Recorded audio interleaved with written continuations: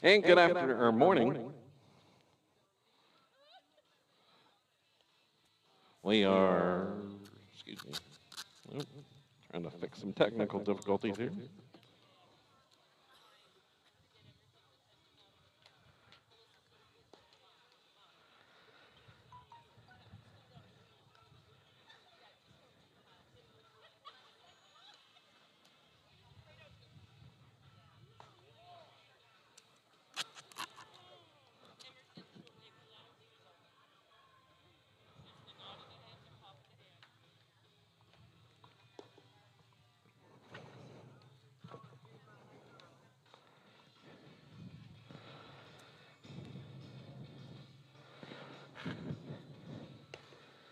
Test, test, test.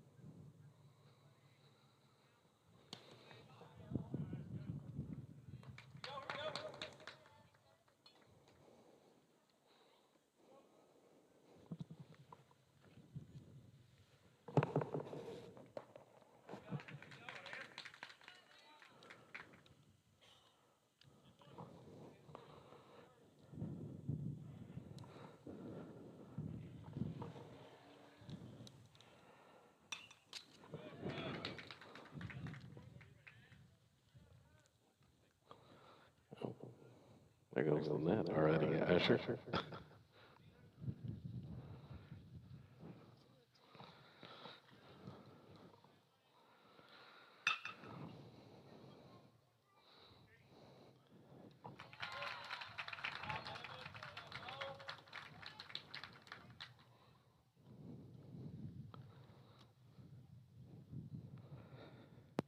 Test. Test, test.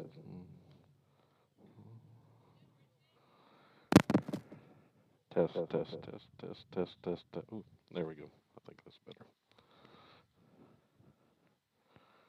Test, test, test. All right. Sorry about that. Working out some technical difficulties here to start with. But first batter, Zane Sander, grounds out for the Rebels. Now Britton Salisbury at the plate. Fouled off the first pitch, and there's the next one. It's a called strike.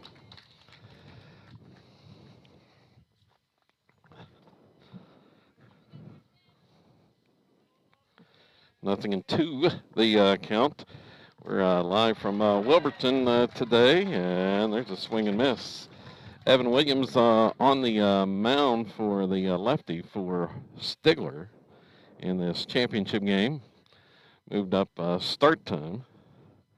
And Jared House, the next batter for the Rebels.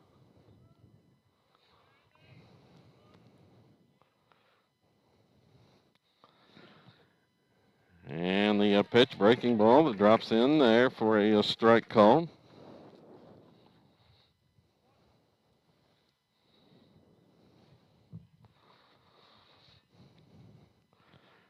And the next one, fastball, and it's fouled off. Nothing in two. Williams, the lefty, working ahead in the count here. Predominantly to begin the game for the Panthers. Stigler just two losses on the season. They had a outstanding year thus far, 13-2, as that one's fouled off. Rebels picked up their 15th win yesterday. And here's the next pitch. Swung on, ground ball to third. Scooped up there, and the throw over is in time.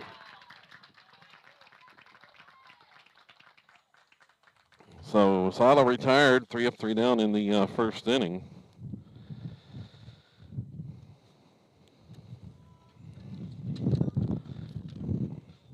We'll be back for the bottom of the first coming up in just a moment. So we can got to get these the net blowing around in front of us.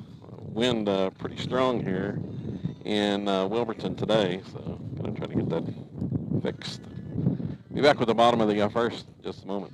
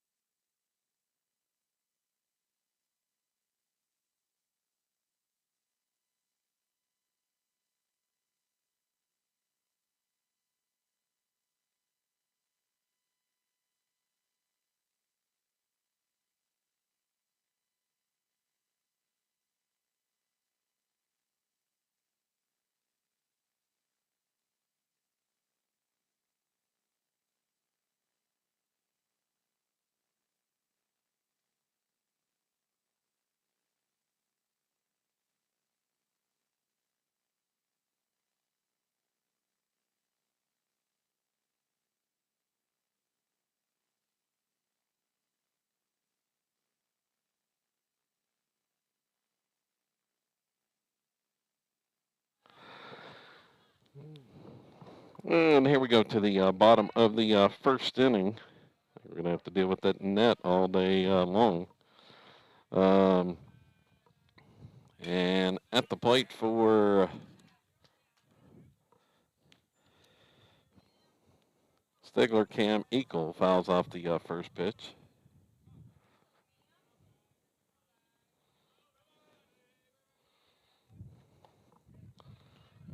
And that one's low from Charlie Gardner.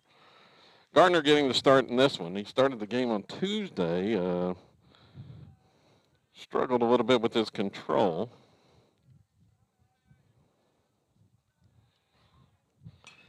And that one's fouled off.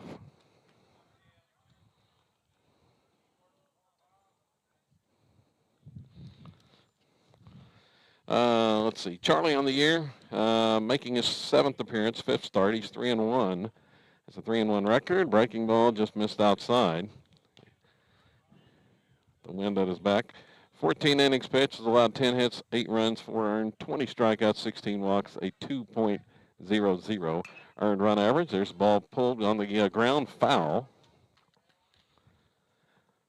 on that 2-2 pitch.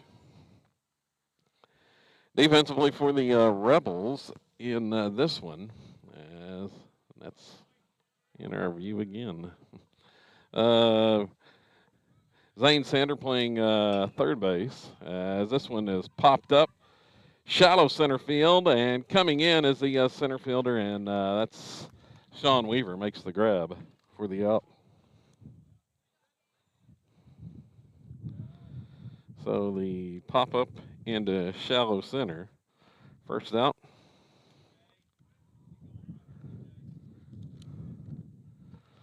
Of the bottom of the first inning. And there's a strike called to the next batter for the Panthers, TJ Kettles.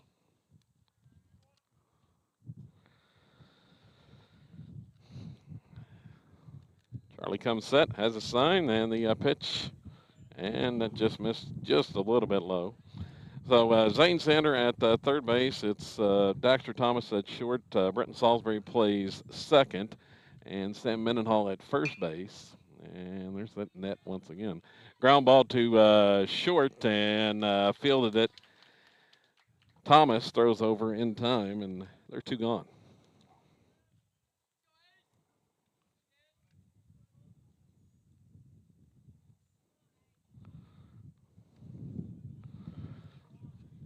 So two down for Stigler. Ace Engel, the next batter, and he watches the strike call.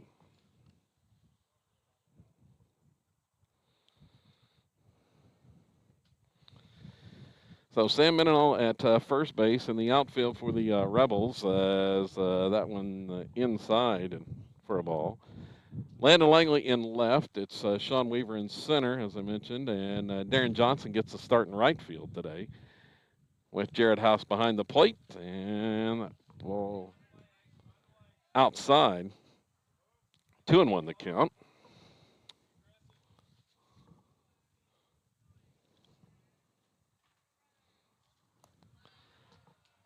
And that one misses low as well.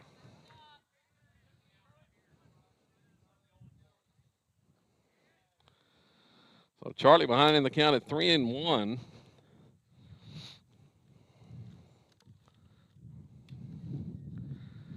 And the pitch swung on and fouled. Now bear with us on the backstop net situation. It is awful loose. So the wind continuing to blow it.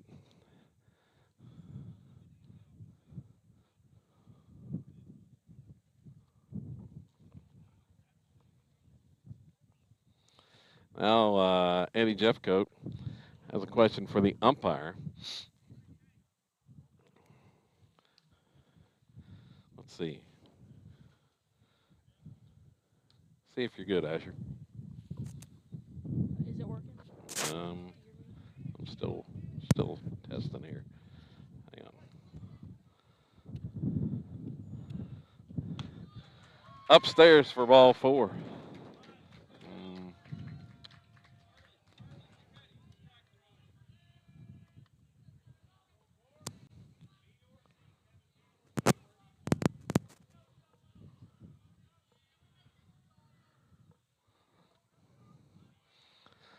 So a runner on.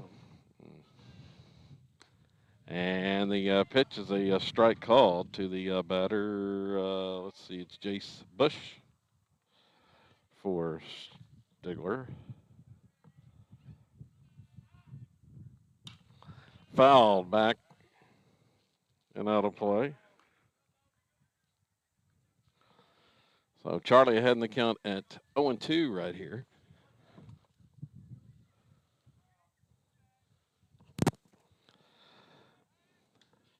Toss to first base, not in time.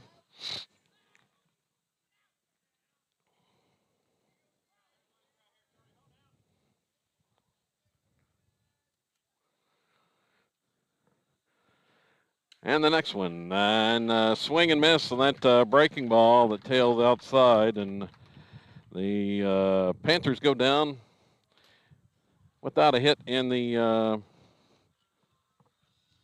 first inning. No runs, no hits. The man left. On to the second. No score here from Wilburton today in the championship game of the Coal Mining Classic. Back with more coming up here on SolidRebels.tv.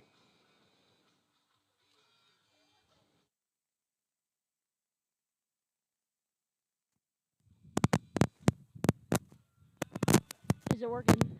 I think I can hear myself.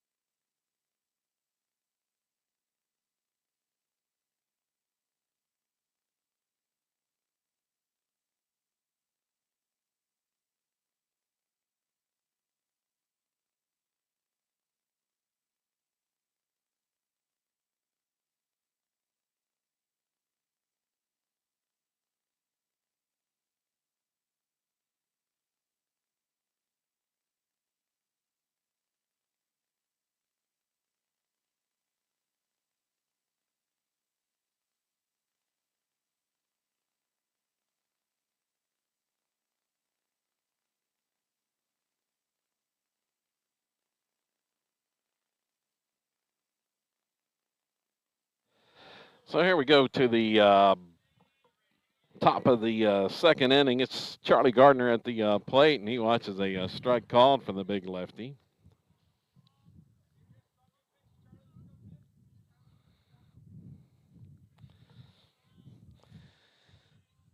Here comes the next one, and it's low for a ball.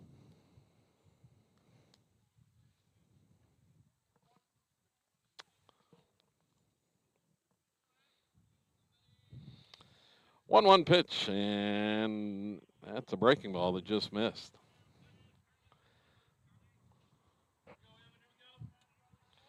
Lefty for Stigler. A lot of movement on his ball, Asher. Yeah, I mean, try to make batters chase, and he has, and it's worked. Well, this one's popped up. Shallow center field, and it's going to drop in for a hit.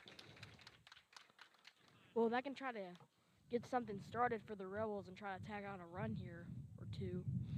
Just try to get things going. Well, they got a leadoff single there from Charlie Gardner. And, well, the backstop net continues to blow around on us here. Here's the next batter, and it's Sam Mendenhall today. And he watches one low. Mendenhall batting fifth in the order. Sam hitting .313 on the season. Charlie with the hit. He had 3 hits yesterday. Did Gardner, and there goes some more problems with the net. Is that foul ball?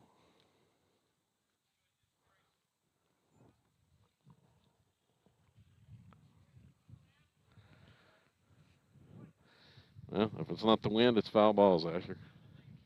Yeah. It is windy here in Wilburton, Oklahoma. Yeah, and there's a strike called to Mendenhall.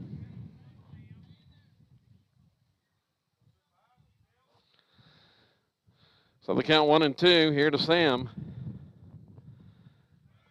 Charlie goes, and that one's fouled off. Gardner, not a whole lot of base. Well, he does have 7 steals on the season. Yep.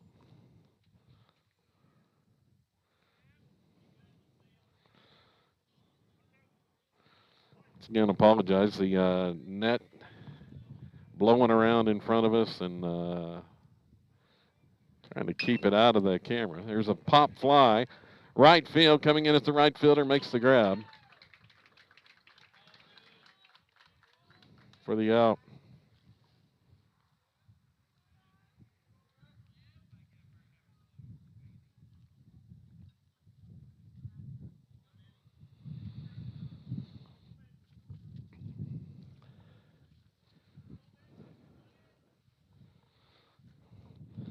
So 1 out, runner at first, and the pitch inside for a ball. That's Vandenberg, Bryce Vandenberg at the plate. Bryce had a hit yesterday. .333 the average for Vandenberg with 3 RBIs. Designated hitter here today. Runner goes, and that pitch is fouled.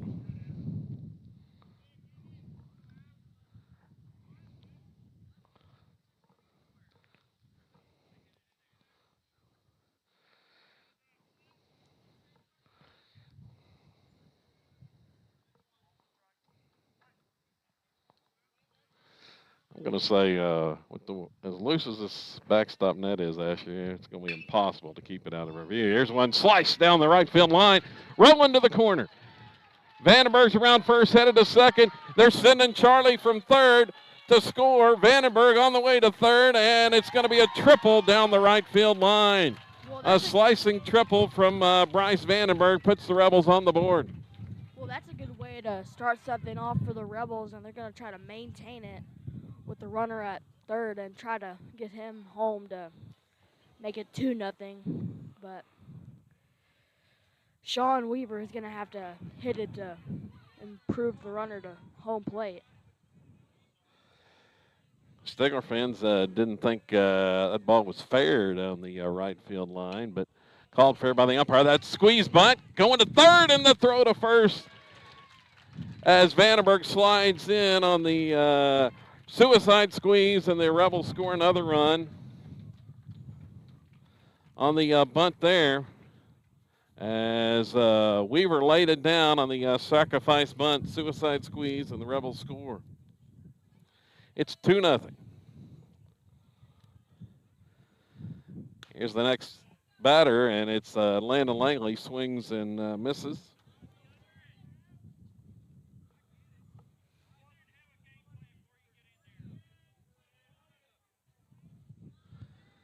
And that one's inside and clips him. So the Rebels have scored 2.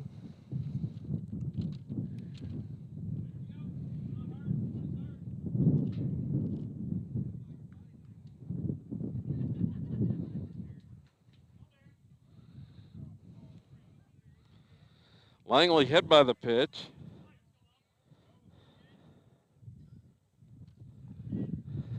Toss over to first, and he had Langley leaning, but back in time as the throw was a little bit high. Darren Johnson, the next batter. Darren had a big RBI double yesterday. He was starting in right field. Langley goes. Pitch is a strike called. The throw to second, not in time. As Landon steals the bag, his 5th stolen base of the year, and in scoring position now for Johnson.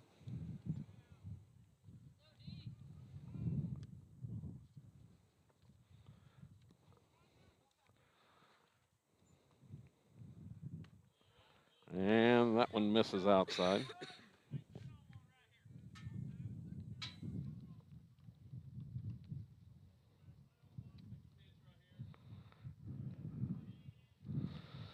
Rebels with a pair of runs here in the second inning. And a swing and a miss.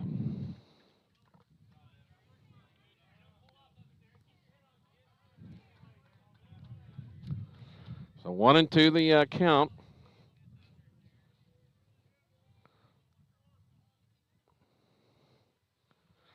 With Johnson at the plate. A pitch home, breaking ball. He held off. Runner takes off for third, and sliding in safely is Langley. Read the pitch in the dirt, and evens the count at 2-2. Langley down 90 feet away at third base.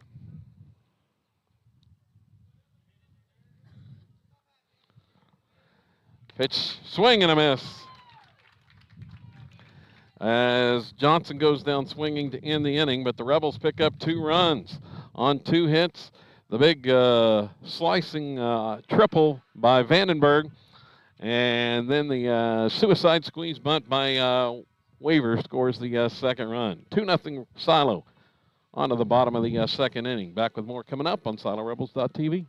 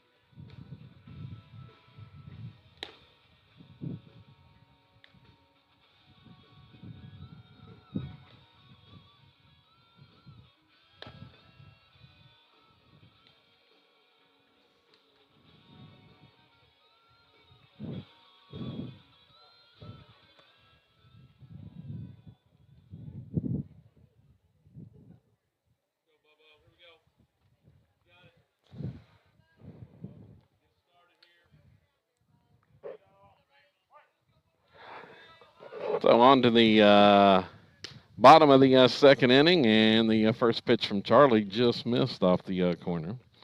That's Jacob Murrell at the plate. Murrell.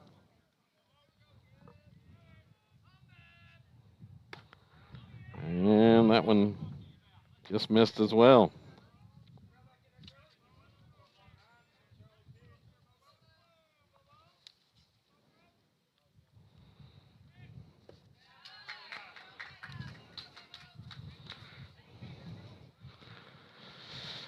Missed for ball 3.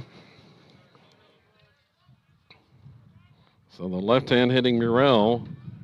Murrell does down in the count 3-0. And upstairs for ball 4.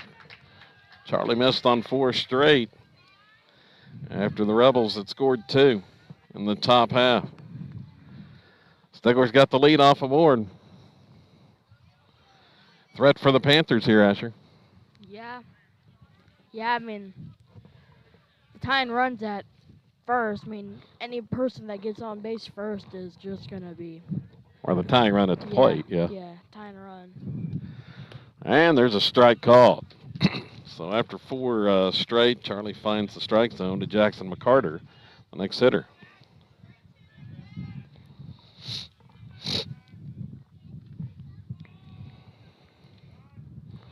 Time called there. Kevin Farr along with my man Asher Ludwig on commentary today here in the championship game of this Coal Mining Classic. Moved up to a 10 a.m. start due to Stigler's prom this evening as that pitch fouled off. Rebels obliged with the early start time as they've got prom next Saturday and probably going to have to play early in their tournament at Jones. They reach the final round on Saturday. That's the Power Pack tournament next week, Asher. We'll talk more about that. Rebels got Heritage Hall in the first round, and the Chargers are 15-1 on the season. So you're gonna have to play pretty good and hit it. Time is called, and at the last second, they gave the batter time. That 0-2 pitch was in there, but time called before. Here's the next one from Charlie, a swing and a miss. Well, he got him anyway.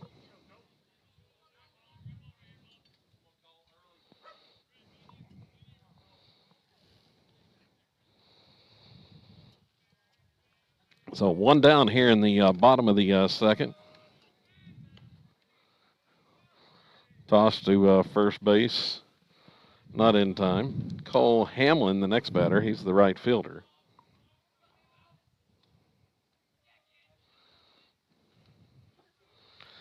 Charlie comes set. Taking a lot of time here, and the pitch fouled off the right side now to play.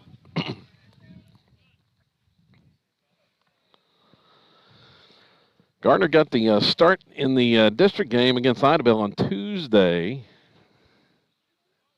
and was a little bit erratic in that one.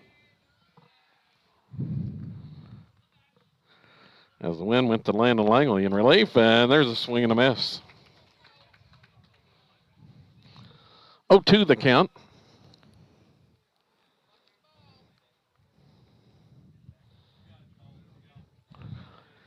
Stigler in Class 4A. And a breaking ball, that one inside. Barely missed on that pitch from Charlie.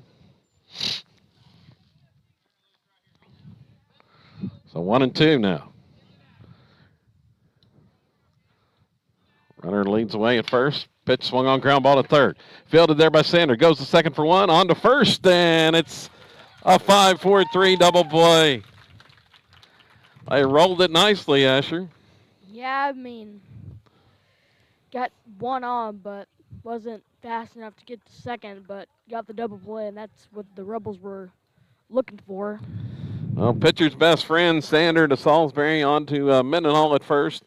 And the Rebels roll the twin killing to get out of the second inning.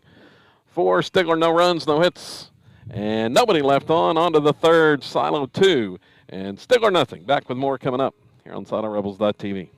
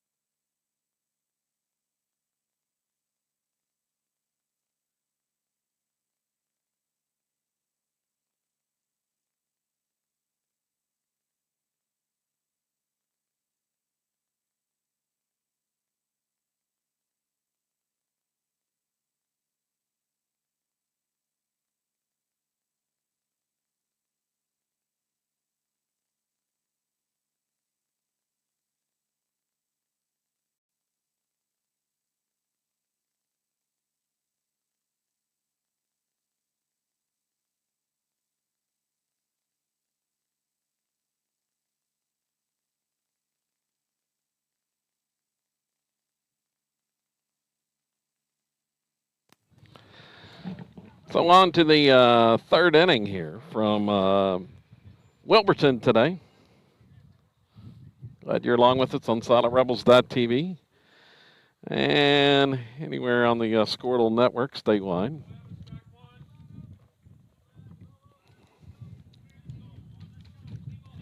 That wind continues to play havoc with our camera with that loose net.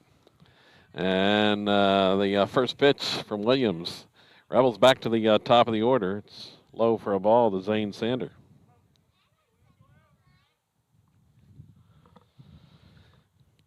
Here's the next one.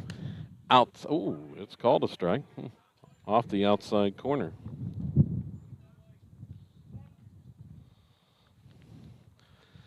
I thought that one was a little outside, Asher. Yeah, I thought it was too. And here's one in the dirt. We had a pretty good view of it right here in our camera. 2-1 now to Zane.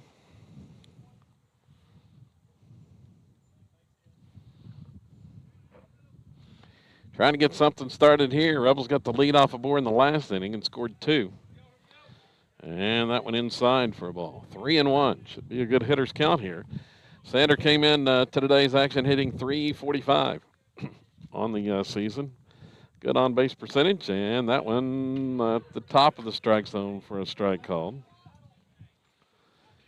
Pitcher's got the benefit of a couple pretty close ones here to Zane. Count's full. And the payoff pitch swung on. Popped foul off the right side, not a play.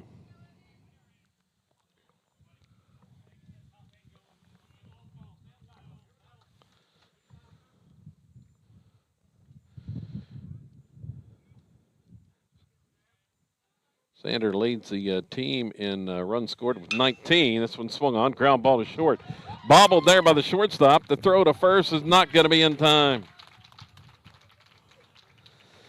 So the lead off aboard once again as Zane reaches on the air. And he is a definite threat to run.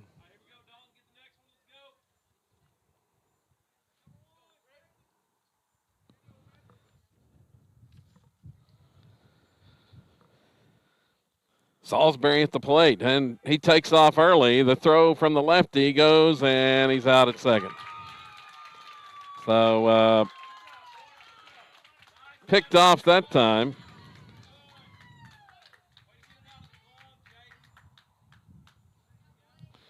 Tried to go on the early move, first move, and Zane is out trying to advance to second base.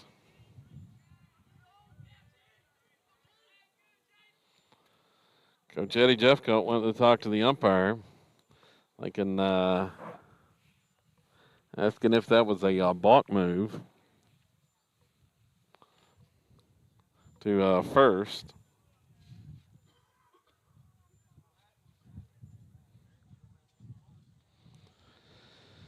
So 1 out on the pickoff at first base.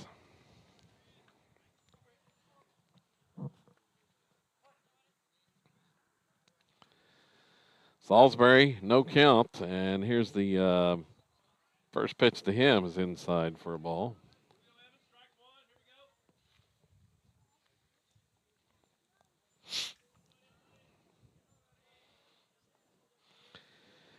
The tall lefty fires home, and there's a strike called. As Salisbury watches that one. Britton hitting at .349 on the year, double and 11 RBIs. Prior to today's action, this one swung on. Fly ball to left field. It's hung up in the wind, and coming in and making the catch is the left fielder Ingalls for out number 2.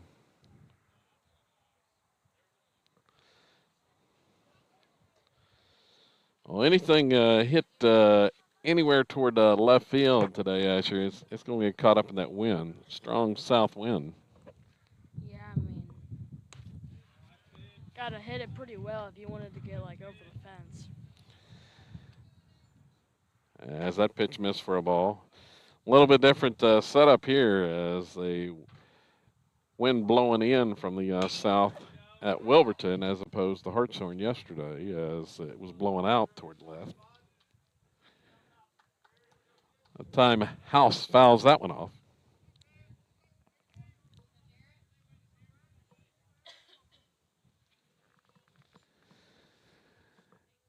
Here comes the next pitch from Williams, and it's upstairs.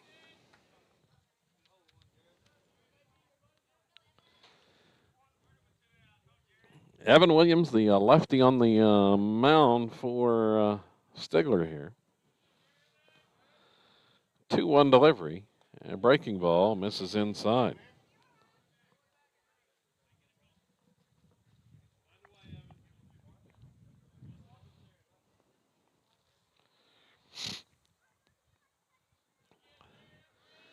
If he gets something good to hit here on 3-1, and the delivery is upstairs for ball 4. House is aboard. Yesterday he ran for himself. The Rebels short on subs. We are gonna have a runner today, and it's gonna be Casey Spaulding, courtesy runner.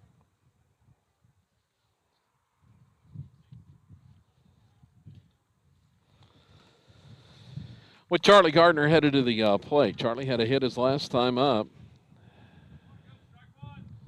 Spaulding 3 stolen bases on the year. Got to watch the move from the lefty here. Pitch home is fastball high for a ball.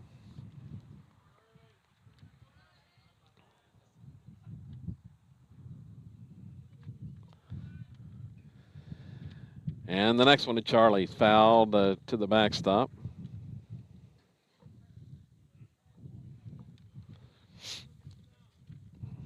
I think they got a piece of the catcher, too, as well.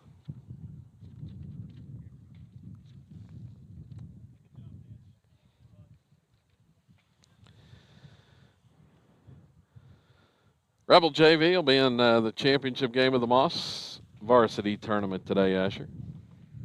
That's later this afternoon. We'll see how they do and try to take a win to win it.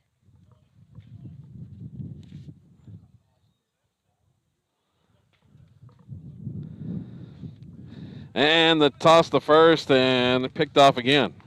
Spaulding's in a rundown. They running back toward first. Now headed towards second base. First baseman's going to apply the tag. And Rebels picked off twice in the inning.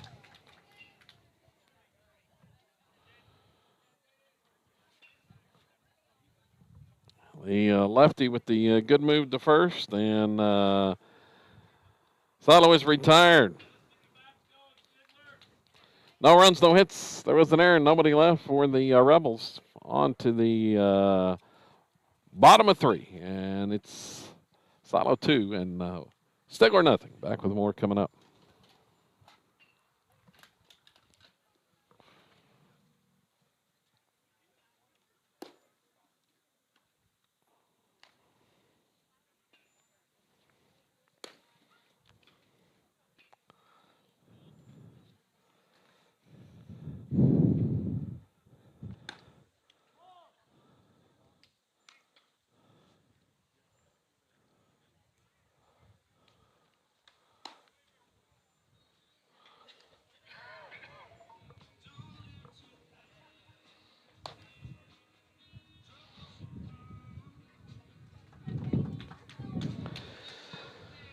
Well, doing the best we can with that net in front of us, Asher, but trying to keep the picture clear, but every time the wind blows, which is a lot here today, as there's a swing and miss by the leadoff batter. It's Jaden Gould. Here comes the next one from Charlie, and it's a breaking ball, swung on and missed.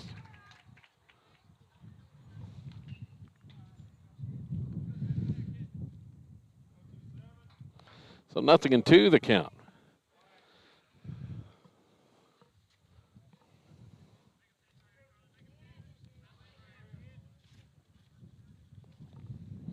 Here's the pitch from Charlie. That one's upstairs for a ball.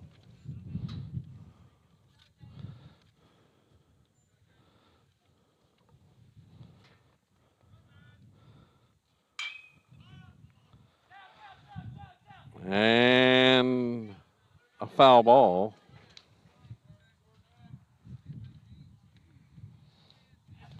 On that one. Gardner, 29 pitches through 2 innings. A lot more efficient today than he was on Tuesday. And a breaking ball swung on a miss. Gould goes down on strikes. Charlie picks up another strikeout. Next up is Evan Williams, the pitcher.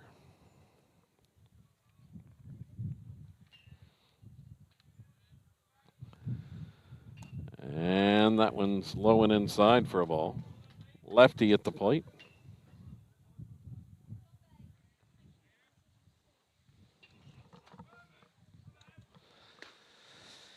And he'll take a strike.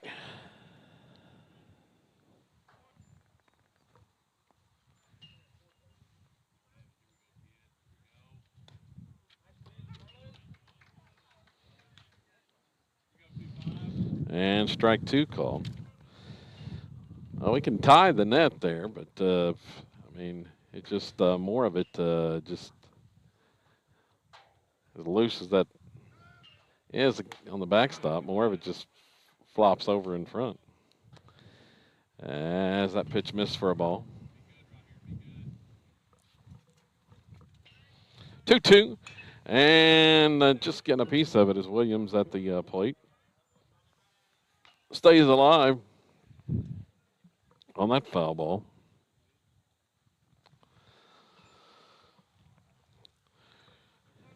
Rebels trying to take home a championship from this Coal Mining Classic, co-hosted by Hartshorn and Wilburton, as that pitch missed for a ball.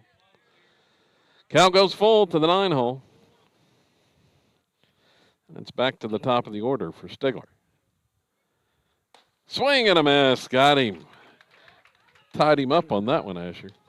Yeah, I mean, got the out, but it's now 2 strikeouts for the inning, and looks like Charlie's kind of throws something to show Stigler. So the top of the order up. 4 strikeouts for Gardner through 1 time of the order. 1 time through the order as the first pitch is a ball to Eagle. And that one up and in for ball 2. He had a older brother that was a pretty good player for Stigler back a couple years ago. Now I think he's in the college ranks. Swing and a miss. Challenged him with the fastball there.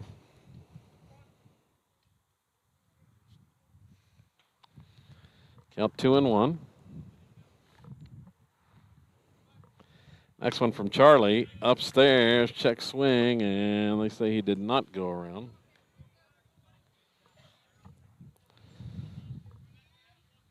So the count runs to 3-1.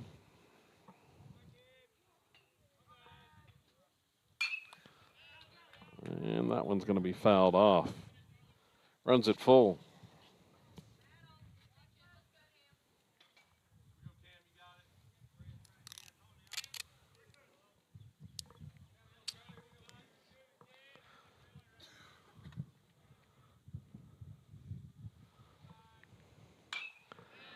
And another one fouled back and out of play. Eagle stays alive there.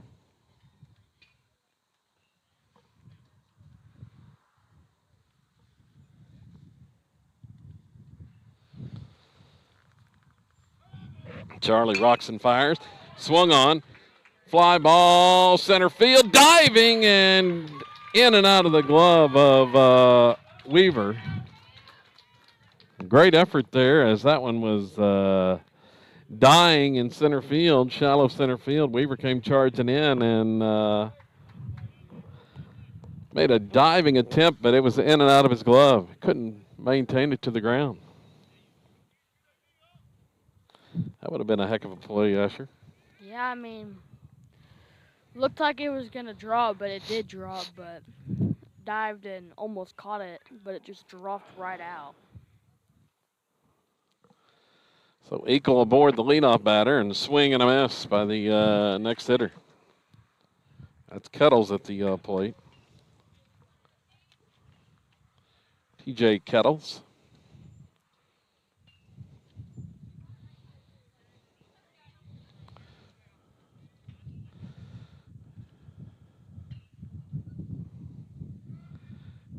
And the next one, breaking ball to the net, and they're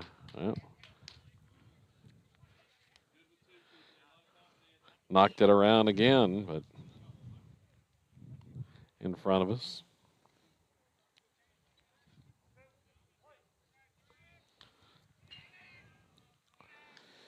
Token toss over to first base, but Eagle still there.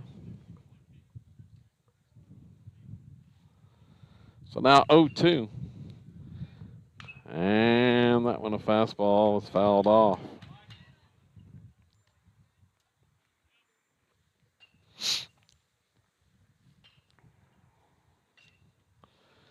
Still 0-2 the count here to Cuddles. Charlie will make another toss to first base. And Eagles back in.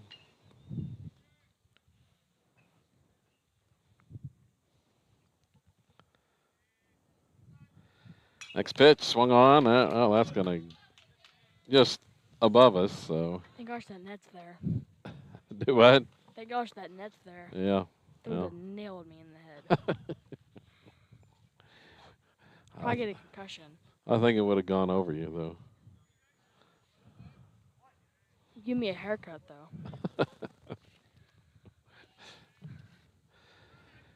Charlie's next pitch, breaking ball. I'll try to get him to chase there, and Kettles holds off. So he's working a lengthy at bat here.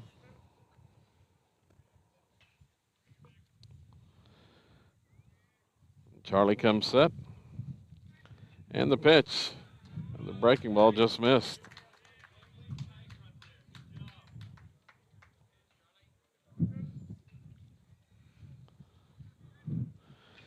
Count even to 2-2.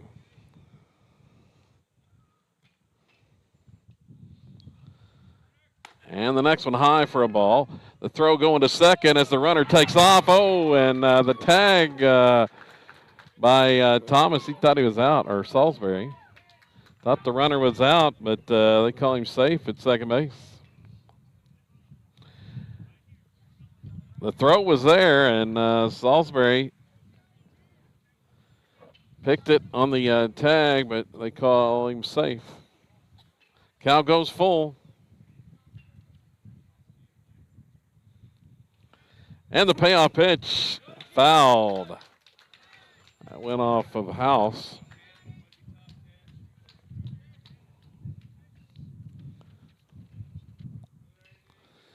So Kettle's working a lengthy at bat right here.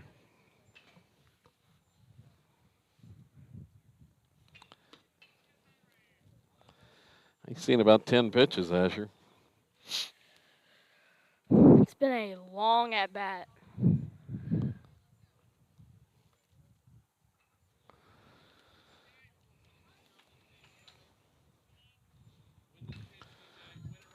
Talked about the Rebels have a lot of pitching options available today. I think Salisbury is really about the only one that's not available.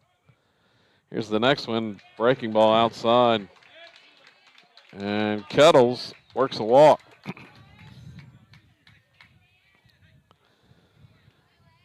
So 10-plus pitch walk on that one.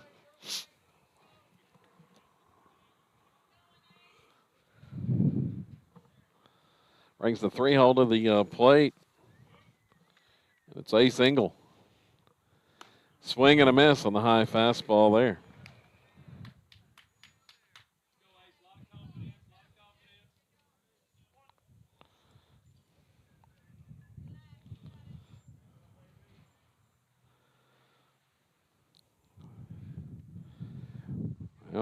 Look at second, pitch home, and it's in the dirt to the backstop. Runners are going to advance.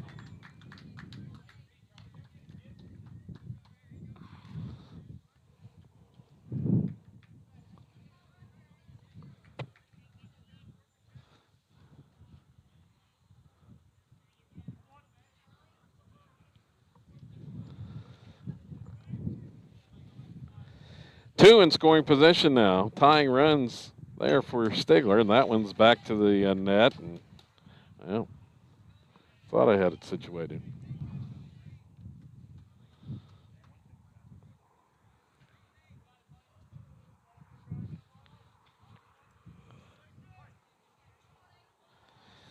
So 1 and 2. See if Charlie can get out of this jam. Leave the tying runs in scoring position, and Engel's going to call time and step out. Umpire's been awarding a lot of late timeout calls here. There's a breaking ball, missed outside. Nice block there by House.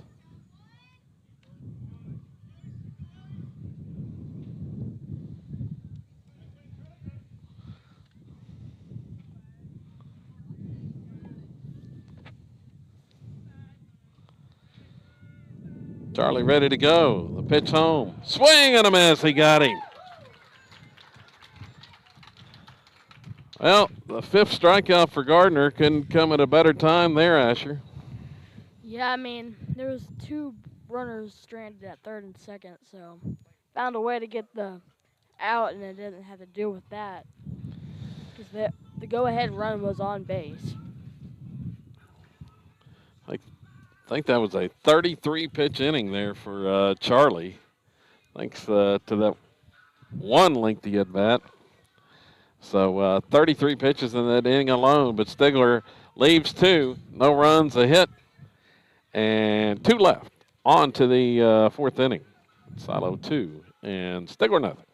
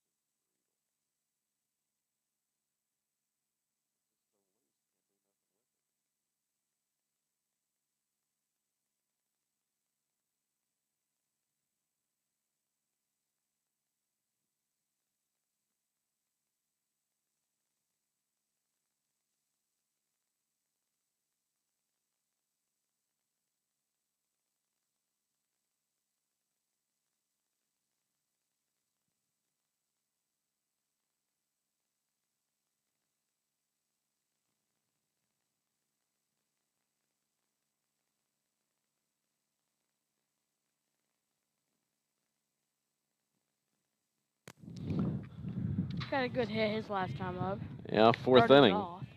And Charlie watches pitch outside for a ball. Rebels had a couple of base runners last inning, but got picked off. Eddie Jeffcoat wasn't especially happy that there wasn't a balk called on those. Pitch misses as well. It's 2-0. Here comes the next one from Williams, and it's taken for a strike. Williams at 52 pitches in the game. Here working in the top of the fourth inning. And that one's fouled off the right side. As it's going to blow out a play. To even the count.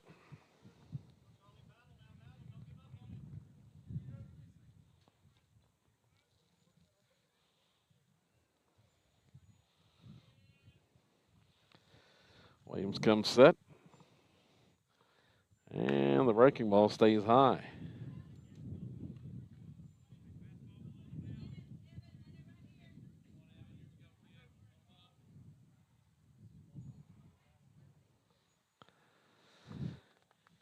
Here's the next one. Oh, it's called strike 3 on the inside corner. Charlie didn't think it was.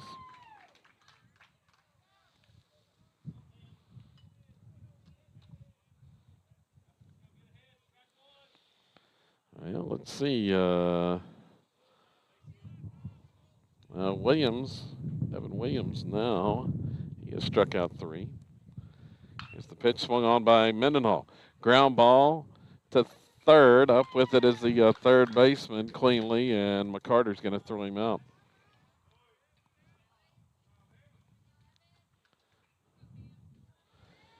So that ground out. 2 quick outs after that lengthy bottom of the third inning when the Panthers saw 33 pitches. Vandenberg, the next batter, he watches one inside for a ball. He had the slicing triple down the right field line that scored a run his last time, and that's a foul ball that just below us. Now that one could have hit the camera. He'd probably break it. Yeah. It'd been a couple feet higher. That would have went under the table if that wall wasn't there. Breaking ball, and just misses on that one. Stigler fans thought it was a strike. I think it was just a bit low. Off the corner. Here's the next one, 2-1, swing and a miss. Faced one up and away that time. Count even at 2-2 here to Vandenberg. He had a triple to score a couple of runs. Going to pull that ground ball to third. Toss over by McCarter's in time, and Salo's retired in the top of the fourth. In order. No runs, no hits, nobody left, and we move on to the bottom of the fourth inning. Sato continues to lead 2-0 over Stigler. Back with more here in the Coal Mining Classic Championship game from Wilburton.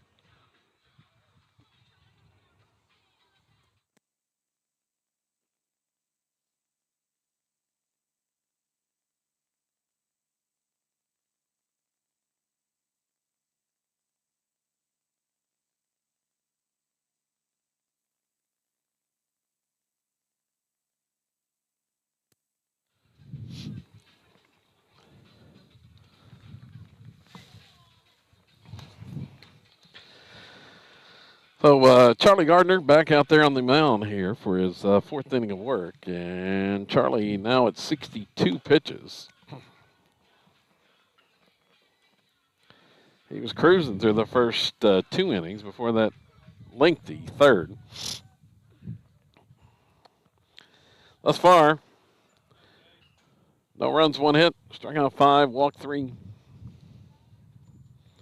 It's 4, 5, and 6 coming up here for Stigler.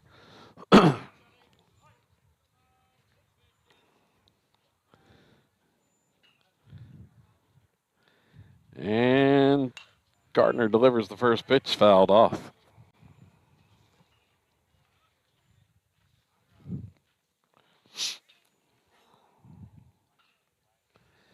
comes the next one, and check swing, and they call it a strike. On the outside corner.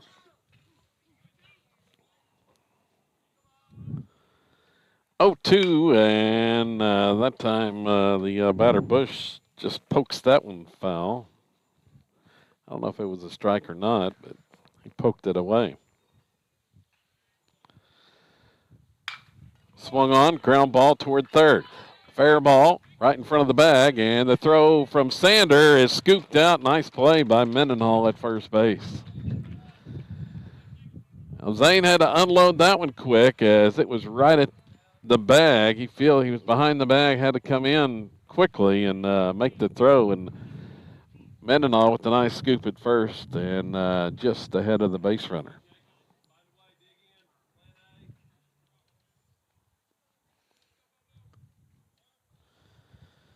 So 1 down.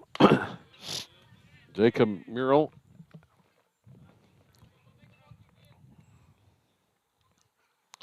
The batter watched the first pitch for a ball. Here comes the next one from Charlie.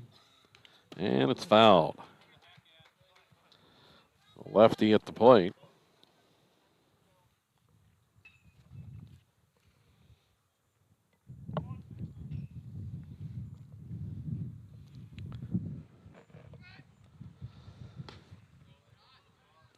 And that pitch just missed.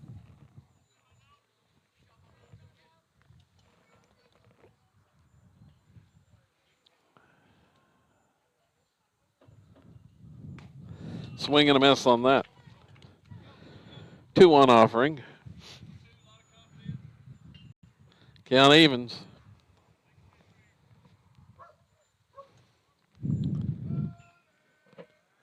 Pitch from Charlie bounces, and that got the umpire in the dirt.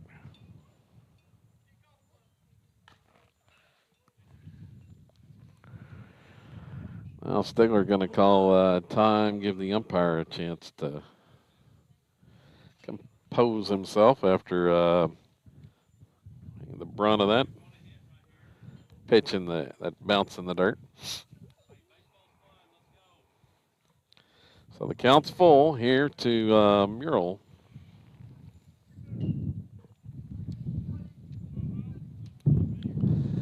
Here comes some more wind.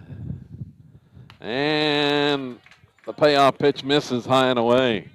Fourth walk issued by Gardner.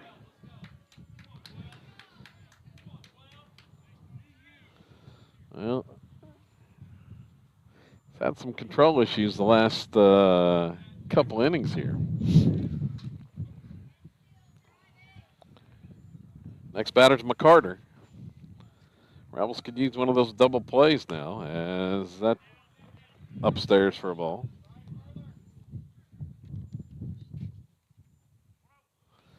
Jackson McCarter, the batter. Here's the next one inside.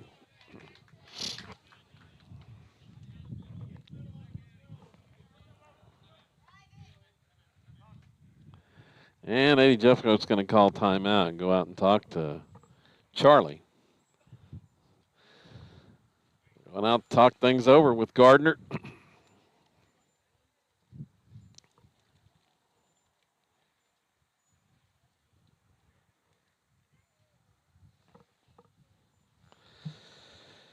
So as I mentioned, a lot of options for the Rebels pitching-wise should have available today. Langley and Mendenhall both pitched early in the week. Actually, Mendenhall pitched again on Thursday, but the last inning and 2/3 to close that one, our last couple innings. After the Braden Hill start in the game Thursday.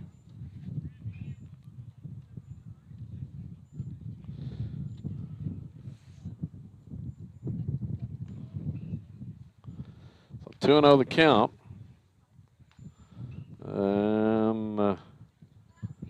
Now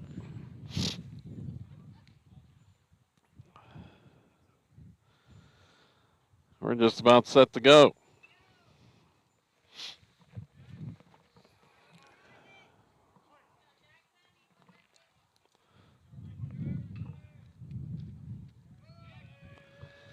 There comes the pitch from Charlie, and it's a strike called with the fastball. That had some run on it.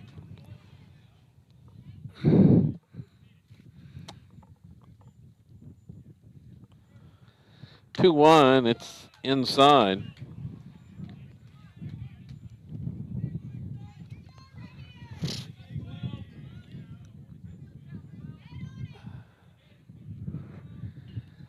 And the 3-1 delivery swung on, and that one's fouled to the backstop, right side.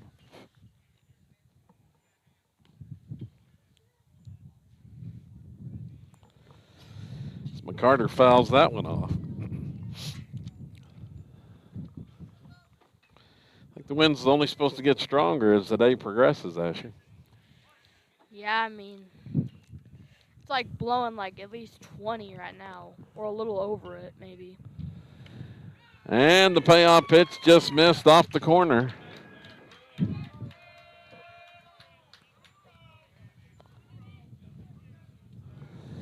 Oh, lost him there, and there's 2 on. Tying runs are on base for Stigler. And it's Hamlin to the plate. Cole Hamlin, big right-hand hitter. And the first pitch to him is low. Couple of walks here.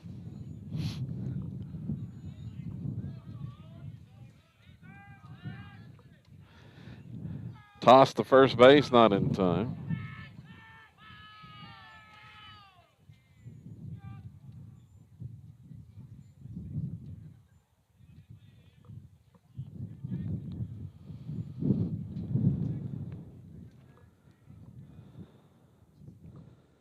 Here's the pitch, and that one just missed.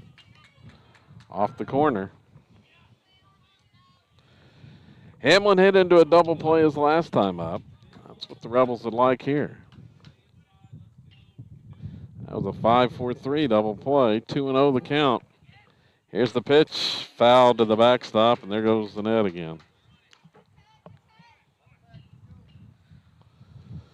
That's not very stable there. I don't know. It's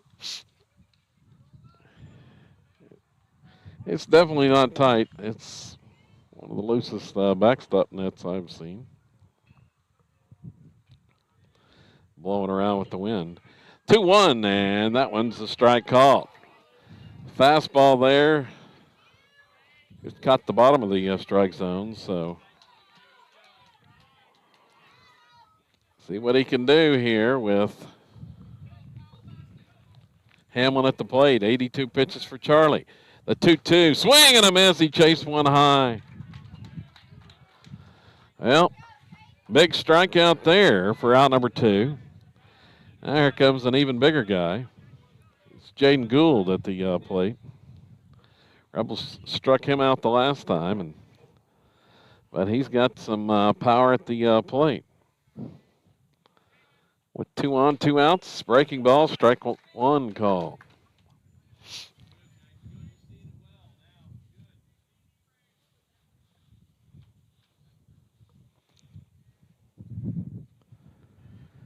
The look at second.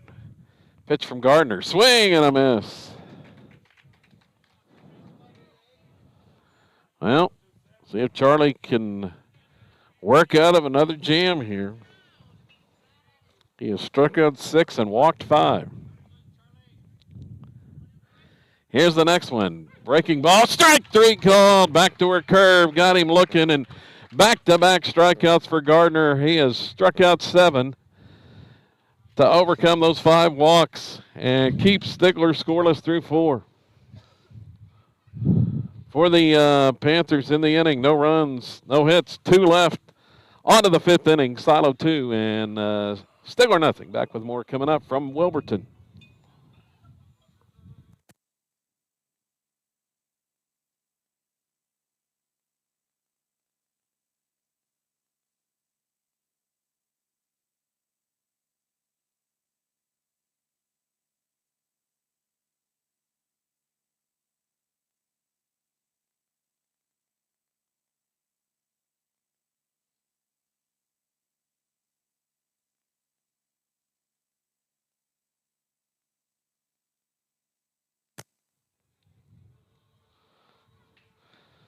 So on to the 5th, and Asher, the Rebels so far, they've made those 2 early runs stand up.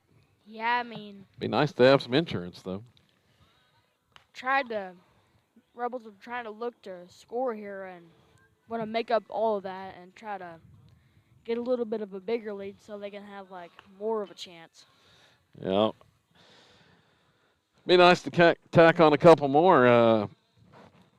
Similar situation yesterday. Rebels had a 3-1 lead. Worked out of a couple of jams, and before they played it a couple in the 5th, and then once again in the 6th, that ended up run ruling Red Oak in the semifinals. So it'll be the bottom of the order here for Silo in the fifth inning. 7-8-9 due up. Sean Weaver at the plate. He had that outstanding suicide squeeze bunt his last time up.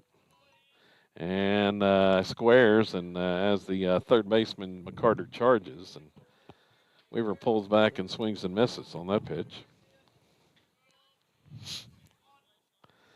McCarter not taking any chances now at third base. He's in on the grass. Creeping in, and this one's bunted down the third base line. Stays fair, and it's still rolling and staying fair, and dies up the just inside the third baseline. A beautiful bunt single there. That was a nice bunt. I mean, it was pretty close to being foul, but just stayed right in there, and that's a bunt single to start things off for the Rebels. Well, McCarter knew McCarter knew he probably didn't have a chance to throw him out, and he just let it roll, and it just died right inside the third baseline. So leadoff runner aboard. Rebels got a chance to do some stuff now, Asher, with their small ball game. Landon Langley at the plate, he squares. Third baseman's playing about a third of the way in as that pitch is bunted, or is fouled, back to the backstop as he pulled back and swung. Well, McCarter, third baseman, he doesn't know what to do now. He's watched them bunt a couple times on him for success. Our camera got moved on that one. Here's another bunt, but that one goes foul by Langley.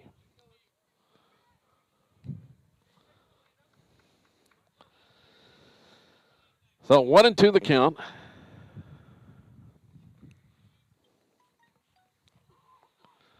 Well, the lefty Williams has kind of shut down the running game with a couple of pickoffs in that one inning. Rebels careful at first base. Here's the pitch. Swing and a miss. Got him. So the first out of the inning brings Darren Johnson to the plate.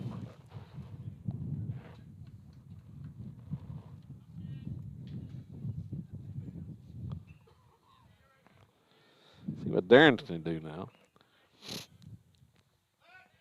As a toss over to first, Weaver not buying any of it. He's back in safely. The ball trickled away, but not far enough for him to advance.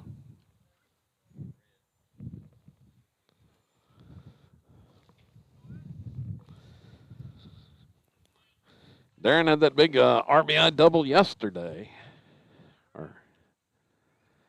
Here's the pitch, breaking ball, and it's a strike home. Swept across the plate.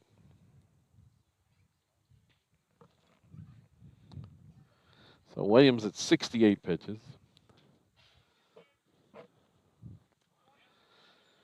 The Rebels have had some activity in the bullpen here between innings.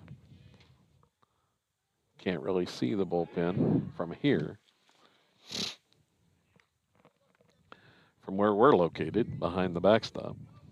There's another toss to first, but Weaver's not going anywhere at the moment. Third baseman's in on the grass again. And the runner goes. Strike called, and they weren't expecting that. Weaver takes off. Made sure he went home that time, and count 0-2. Well, no chance for the catcher there. Weaver swipes the bag at second. Picks up the stolen base, now into scoring position. Weaver's fourth steal of the year. So 0-2 the count to Darren. Breaking ball, and it's called strike three.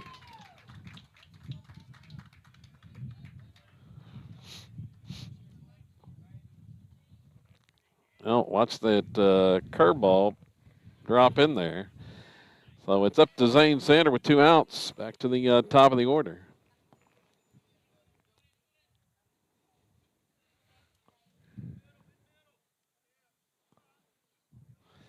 See what Zane can do here.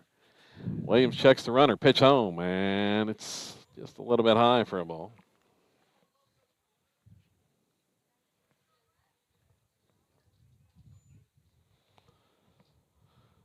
Sander looking for his first hit of the day.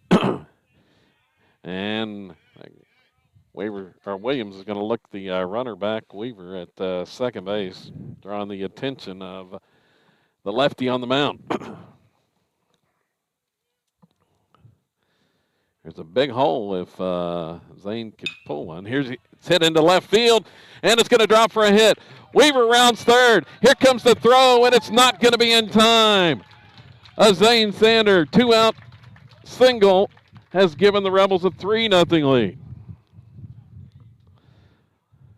Pulled that one just over the head of the shortstop into left field, and it dropped in there. And the Rebels steal a base and score a run. 3-0. Brings to the plate Salisbury, and he watches the strike call.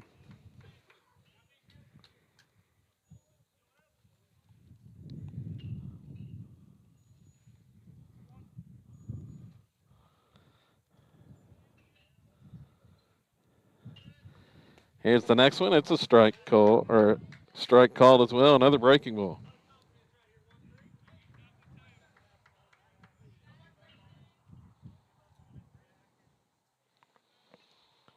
So back-to-back curveballs for strikes. That one's in the dirt for a ball. Sanders started to go, but stopped and went back, and now the Stigler coach headed to the mound.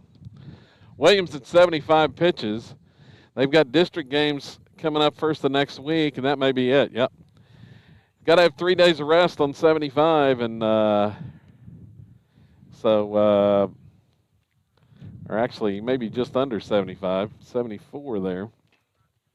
If he goes over 75, it's got to have 3 days of rest. So I would guess they probably want to pitch him on Tuesday in district play. So Williams is done. We've got a new pitcher for Stigler. We'll tell you about the new hurler coming up in just a moment.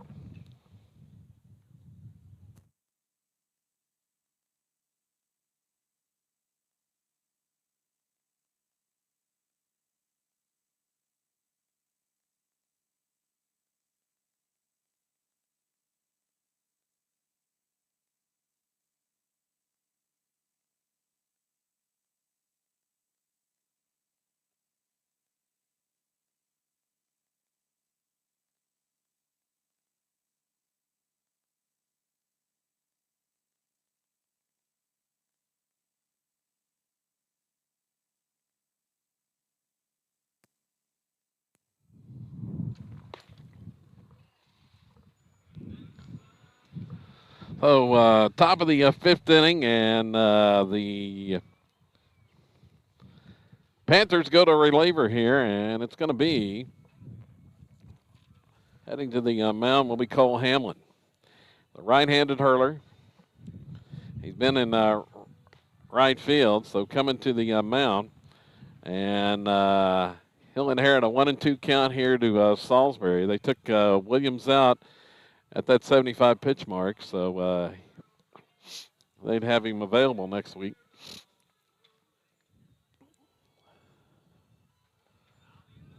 After a couple days rest. Well, with the right-hander on the mound, we'll see Asher here. See if the Rebels can. We'll try to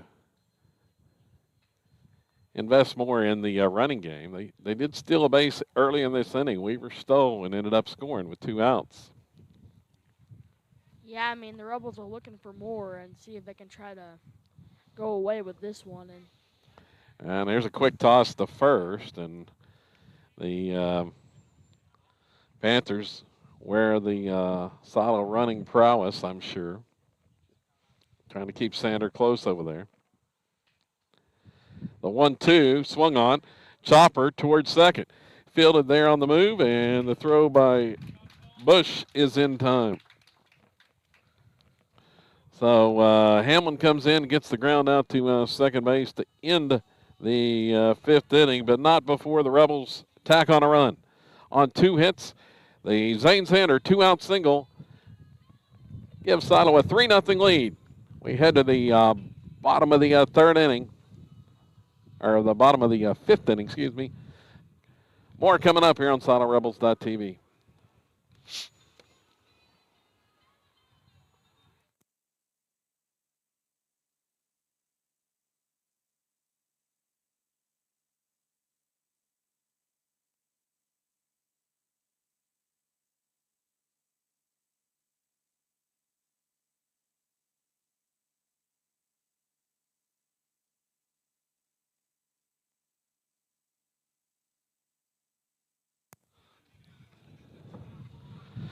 Well, the luxury for the Rebels today, Asher, is they really don't have to worry about district games on Monday and Tuesday this week, as they didn't have a district game scheduled on Monday because of the eclipse, and most of the schools in their district going to be out on Monday, not with no activities. Then on Tuesday, they were scheduled to go to Valiant, but Valiant unable to host anything on Tuesday, once again because of the eclipse, and wouldn't make a second trip to Silo after that one was changed earlier. Here's a ground ball. First pitch of the fifth inning to Salisbury at second, and Williams grounds out to start the inning. One pitch, one out. That's pretty efficient. Back to the top of the order now.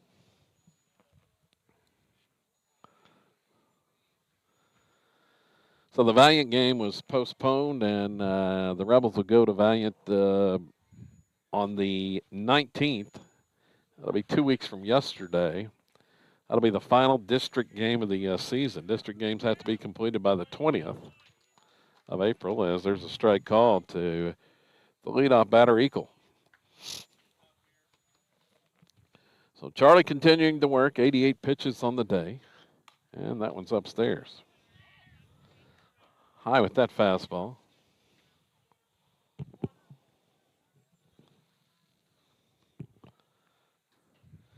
Here comes the next one from Gardner, and it's down Broadway for a strike as Eagle watches it.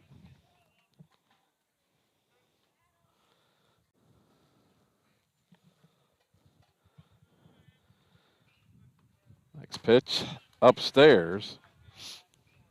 Tried to get him to chase there.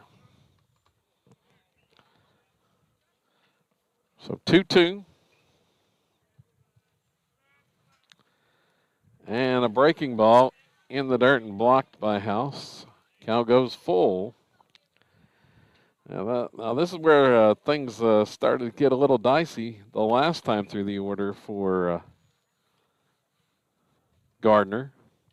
Here at the top. Pitch, just missed. He thought that one was a strike, and called low for ball four, and it was a couple walks that caused the trouble the last time, and this guy at the plate, T.J. Kettles, who had that long at bat, kept fouling off pitches and worked a 10-plus pitch walk that ran up Gardner's pitch count, and there's fastball upstairs.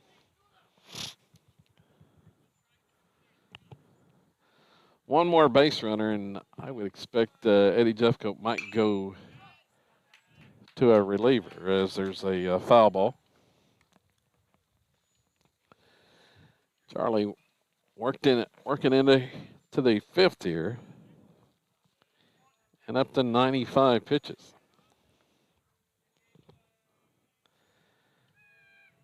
Checks the runner at first. Takes his time.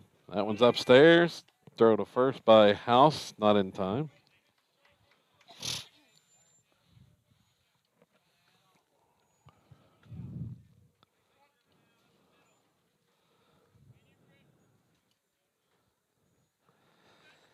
Here's the next one. It hits him. Well, another free pass. 2 on with 1 out.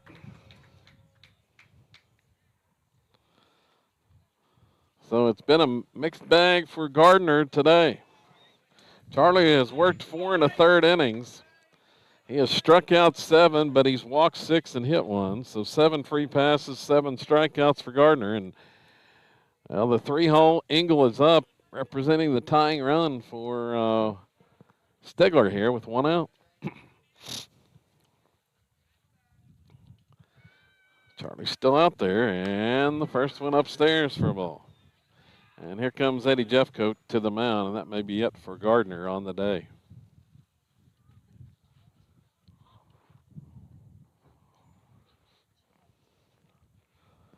So Charlie's command's been erratic. We're going to have a relief pitcher in. Looks like they are going to go to Landon Langley, headed to the mound. Give you Landon's numbers when we come back here on SaddleRebels.tv.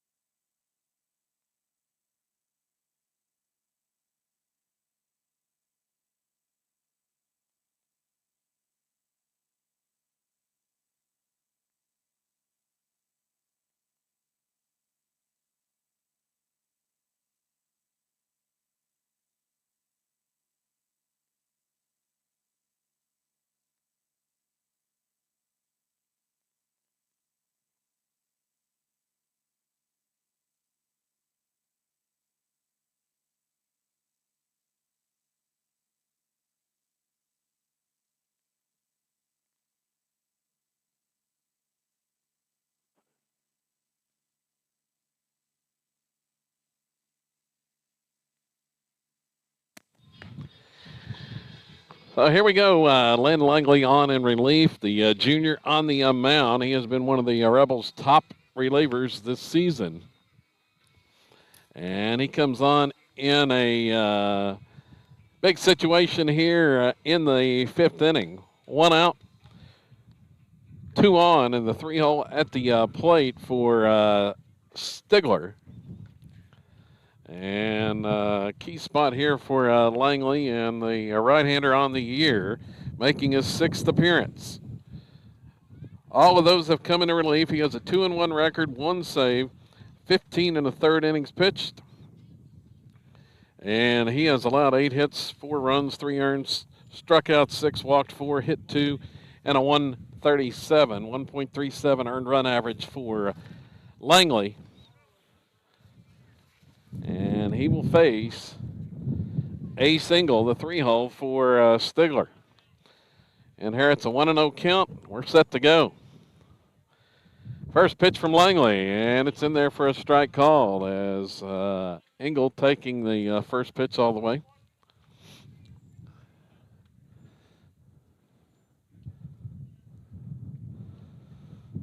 Here comes the next one from Landon. A breaking ball and misses outside. Blocked by House to keep the runners from advancing.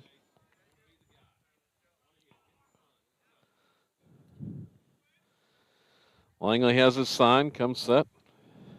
The look at second, pitch home, and up and in, swing and a miss. Had him tied up that time.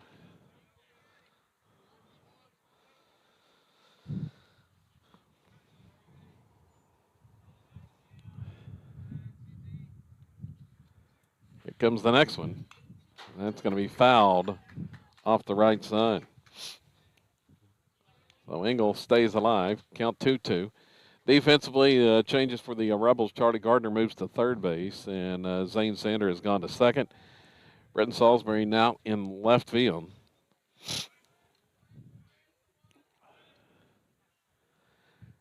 A 2-2 once again. It's upstairs. Tried to get him to chase another one. So the count full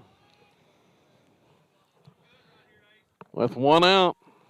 Walk could load the bases. Yep. Don't want to put the tying run on, and this one swung on, hit to center field, but right at Weaver, and he reaches up and makes the grab.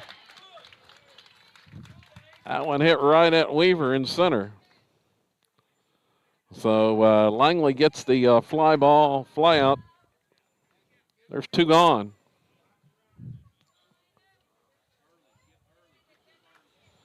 And that brings Jace Bush to the plate.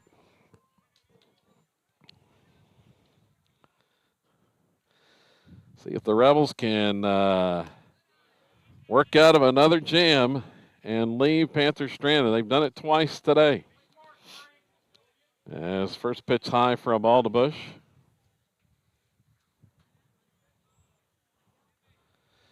Here's Langley's next offering. Swing and a miss.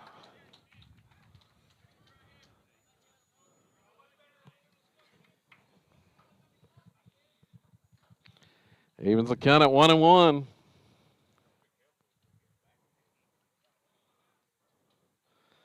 Langley delivers another breaking ball, swung on and missed. So Langley ahead in the count at 1-2.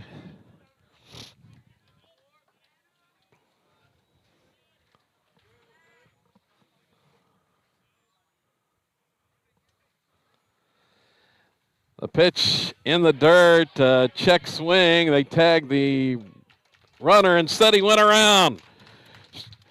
So Bush goes down swinging, and that ends the inning. And once again, the Rebels dodge another bullet and leave 2 stranded for Stigler as they work out of a jam with another strikeout. Langley gets the strikeout there. And Stigler goes scoreless in the 5th inning. No runs, no hits, a couple of walks, and 2 left. On to the 6th. Sato up 3-0. Back with more coming up here on SatoRebels.tv.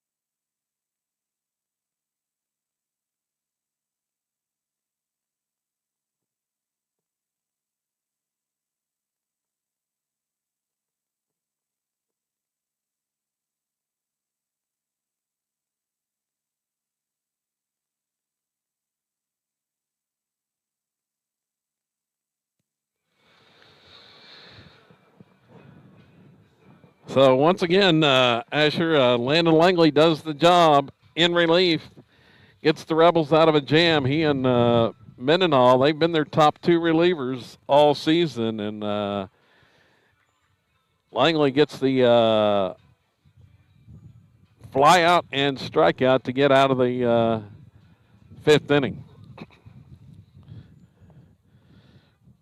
Pretty good job by the relief corps for the Rebels. Yeah, I mean, the Rebels did need that. I mean, Charlie just was struggling at the mound, but the reliever just came in and just threw it and got a strikeout and got a couple of outs there and tried to end it. So on to the 6th, and Jared House at the plate. Hamlin back out there, and he gets the first pitch in there for a called strike with that breaking ball.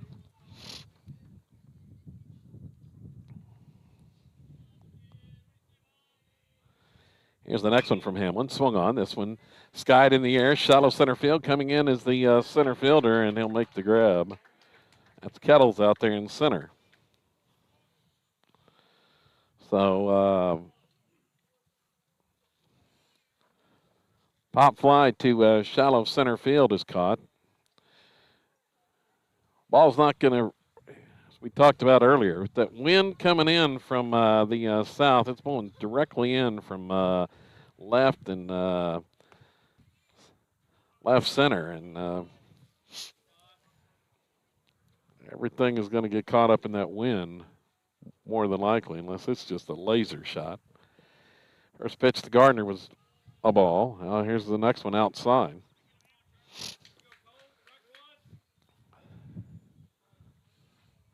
So 2-0 the count here to Charlie Gardner. Swings on that High fastball, fouls it off the right side. It gets out of play.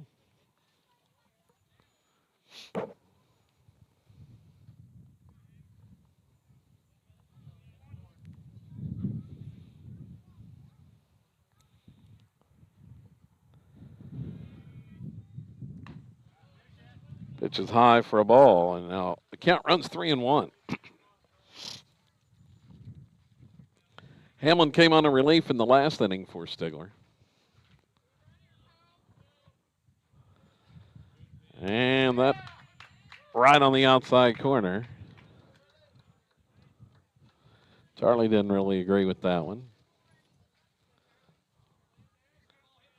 He had one, didn't much agree with his last at bat either on the corner. And this one's up and in. Definitely ball 4 there. Gardner headed to first base.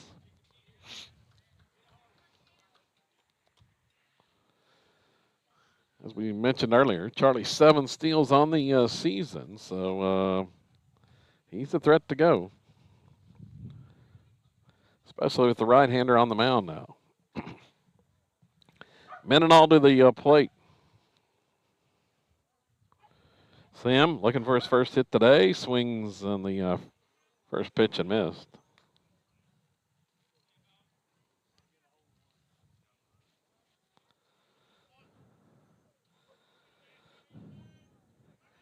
Toss over to first, but Gardner's back in safely. He had plenty of time to spare there.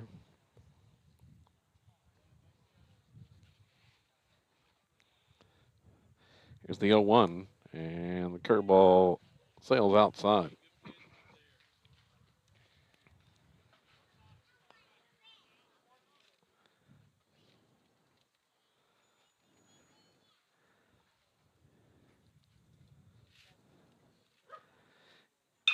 Pitch swung on. This one is lined into left center field. Rolling toward the wall. Cut off there. Gardner on to third base. Mendenhall motors into second with a stand-up double. That was a line shot to the gap. Pretty good job by Kettles to get over and cut that one off and not allow Gardner to score all the way from first base. But the Rebels got something working again, Asher. 2 in scoring position. Yeah, I mean, they're trying to get those runners to home so they can try to get a good lead over Stigler, and they're going to try to maintain to do that. And Bryce, I guess we'll see what he can do. I mean, he has a nice triple that scored some runs in. Going to have a runner at third base, or second base, excuse me. It's Gabe Hernandez on running at second base for the Rebels. On to pinch run for Mendenhall after the double to the gap in left center. His first hit of the day. Now Vandenberg, as you mentioned, he's got that RBI slicing triple down the right field line. In at the corners are the Panthers, and he watches strike one call. That generous outside corner there.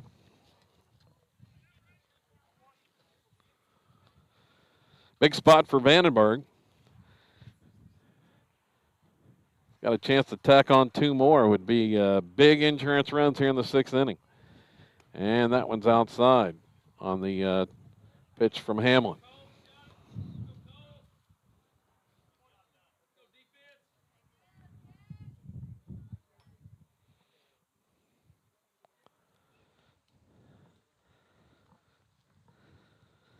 Look at second. Pitch home, and that one's in the dirt. Tried to get Vandenberg to chase there. Stigler in Class 4A, they're in District 4A5, and they're in a battle for near the top of the district standings. They've 13-2 on the season. They're just behind Hilldale in the district standings. And they split with Hilldale in a pair of games on Monday and Tuesday this week. So fighting it out for the top spot in that Class 4A district. Vandenberg went down and chatted with Eddie Jeffcoat. Now he's set to go. Hamlin checks the runner. Pitch home. It's outside.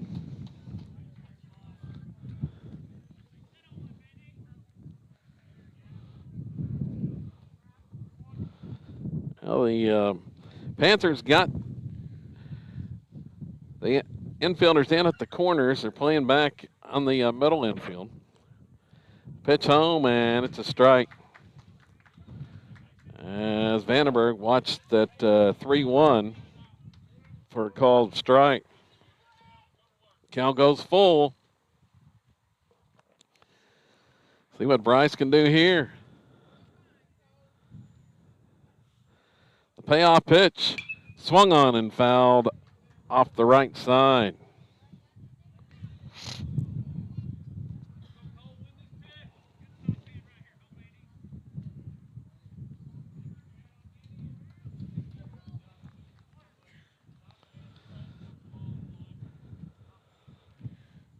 Rebels looking for some insurance.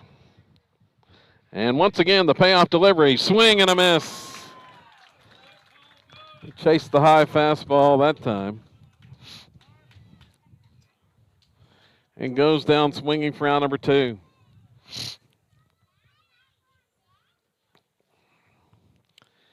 Now Stigler takes time as the catcher's going out to talk things over with the pitcher Hamlin.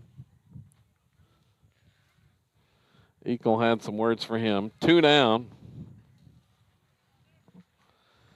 Well, we'll see if Weaver can come through. He's had 2 spectacular bunts today. And the third baseman, Carter, he's not taking any chances even with 2 outs here. He's a third of the way in at third base. Weaver squares, pulls back, and watches the pitch up. They've got a base open. If they don't want to deal with Weaver and his threat to lay down a bunt, he squares again and pulls back and swings on it. Ground ball. It's hit the third. Fielded there by McCarter, and the throw over is in time, and that'll be the inning. Rebels lead 2 in scoring position as Stigler gets out of the jam there. Much like the Rebels did in the bottom of the 5th. For Silo, no runs, a hit. They get the big double by Mendenhall, but don't score. So 2 left on to the bottom of the 6th inning. Score remains Silo 3 and Stigler nothing.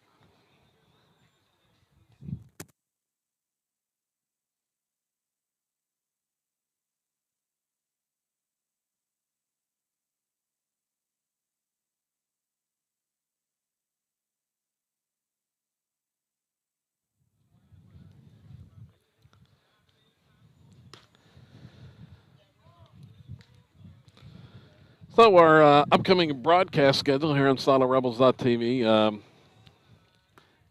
Softball scheduled on Monday.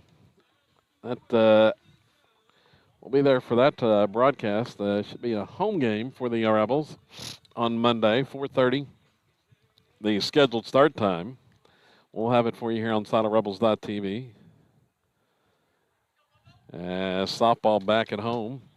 You'll be there, right, Asher? Yeah. Asher will be on the call to start that one, and then I'll join him on the broadcast soon after.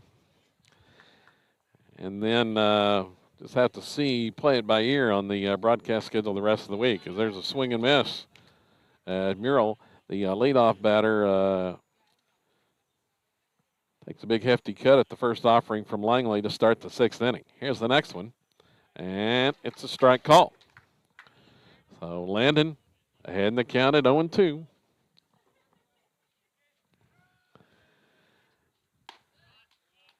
The 0-2 pitch. Tried to get him to chase high, but nothing doing that time. 1-2. There's a swing and miss. That off speed got him Merrill out in front, and the Rebels get the first out on the strikeout in the 6th inning. Rebels have done a number with the off-speed pitches against Stigler here today.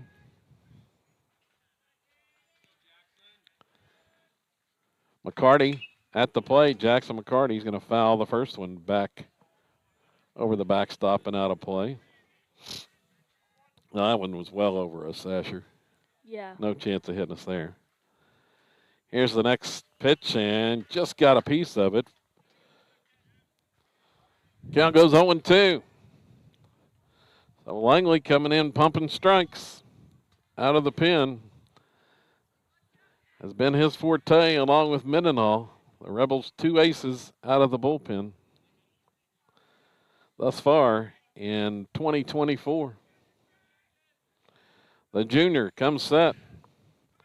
Working out of the windup. That one swung on, and it's sliced foul off the right side.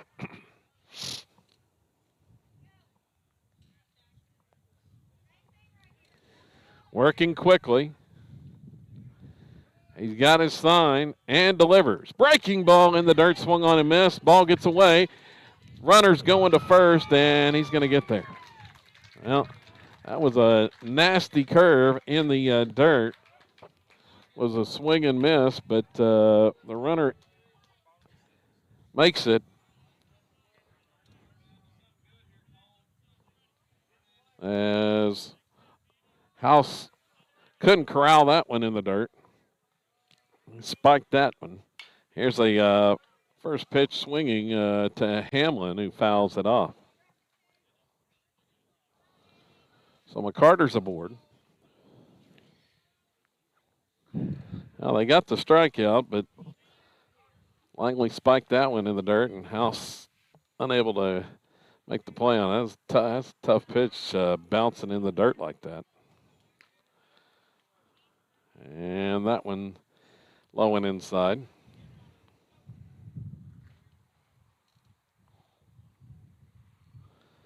And this one's up and in. 2-1. Tough play for the catcher on that. If it bounces that far in front, as that last one did, never know which way it's going to bounce, you know, Asher? Yeah. That pitch just fouled. Runner was on the move, McCarter. Sal fouled it, so it didn't have to make him steal, so it's pretty good for the Rebels there. So 2-2 the count. Toss to first, and he's out. Called out at first base. The quick snap throw by Langley, and McCarter is picked off. So the first batter to get picked off for Stigler.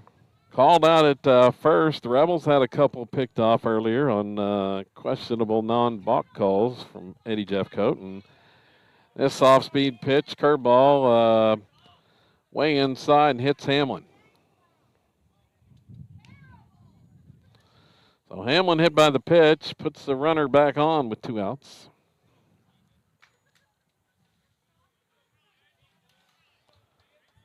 Brings Gould to the plate.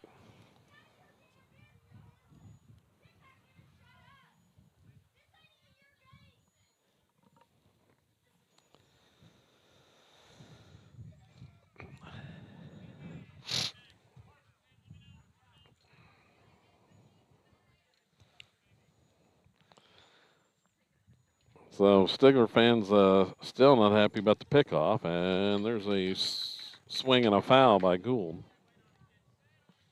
I don't fully think he was out. I mean, he got it just right on time. So 0-1 the count. Oh, yeah.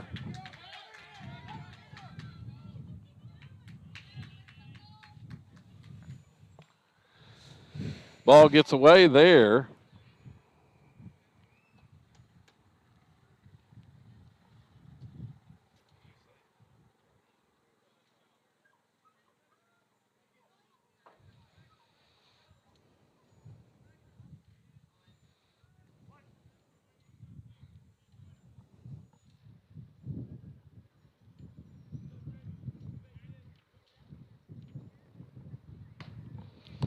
And there's a strike called.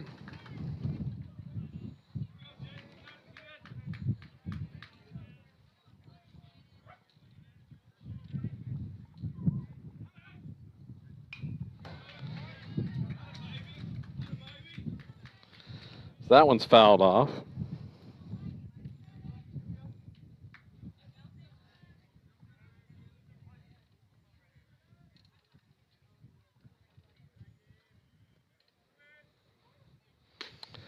And just a bit inside.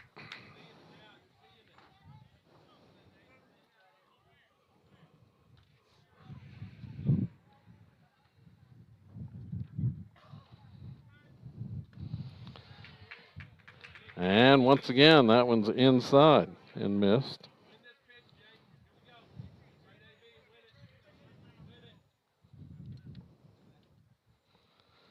Count goes full. Payoff pitch upstairs for ball 4. Gould draws the walk.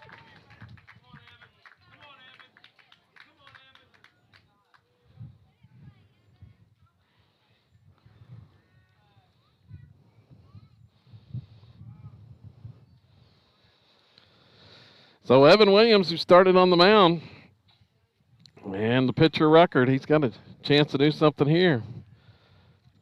2 on, 2 out. Tying run at the plate. This one's popped up. Foul ground left side. Gardner reaches up and makes the grab. And once again, Stigler leaves 2 in the 6th inning. The Panthers have left a small army on the bases, but the Rebels keep getting out of jams and work out of this one as well. We head to the 7th. Silo continues the lead, 3-0. Back with more on SiloRebels.tv.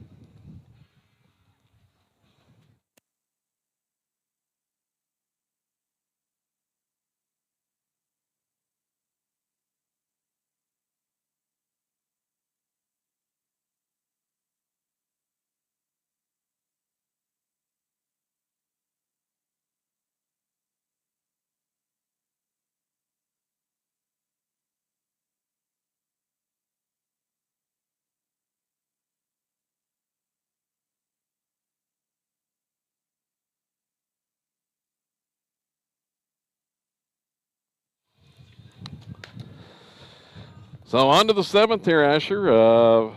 See what the another run or two for the Rebels would be pretty nice right now.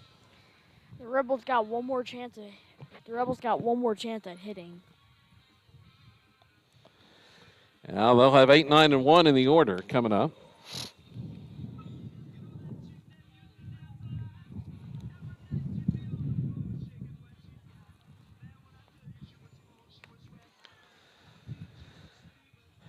And Hamlin back out there on the mound for Stigler. We head into the 7th inning.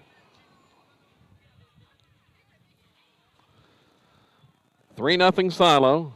They've had the lead almost throughout. Scored 2 runs in the 2nd, 1 in the 5th. Rebels with 3 runs on 5 hits thus far. Stigler, no runs on 1 hit and 1 error, as there's the first pitch for a strike called.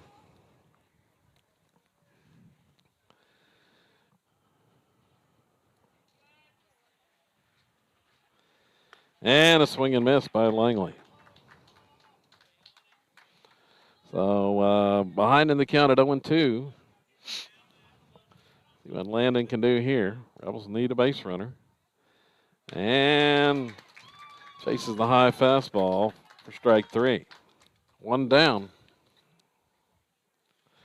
Casey Spalding, the next batter.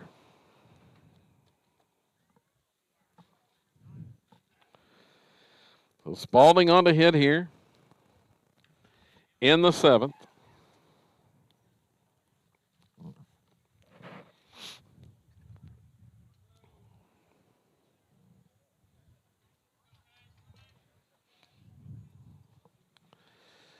Be his first at bat of the contest. Spalding comes in hitting at .333 on the year, and a strike is called. Watch the first one from Hamlin there.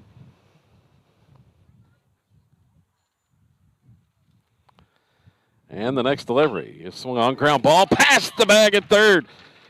Rolling down the line. Spalding rounds first, and he's going to put on the brakes there as quickly over the field. It was the left fielder, Engel. So Spaulding with the hard single past the bag at third.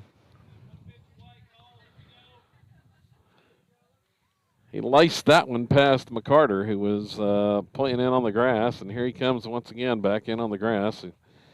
He has seen too much of the Rebel bunt game today. So Zane Sander back up. Big 2-out RBI hit his last time up, and he watches the strike called on the first pitch.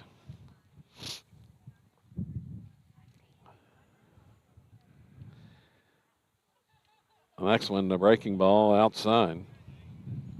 Count evens at 1-1.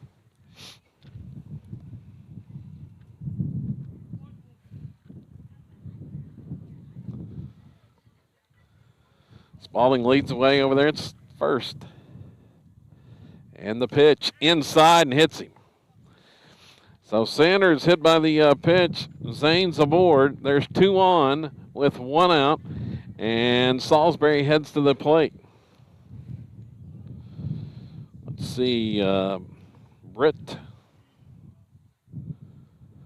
0 for 3 on the day.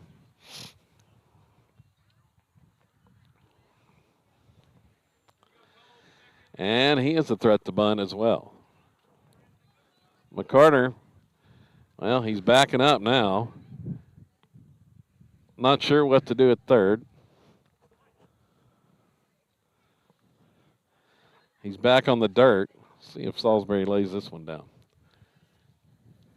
He's going to square, and the pitch is in the dirt. He takes it for a ball.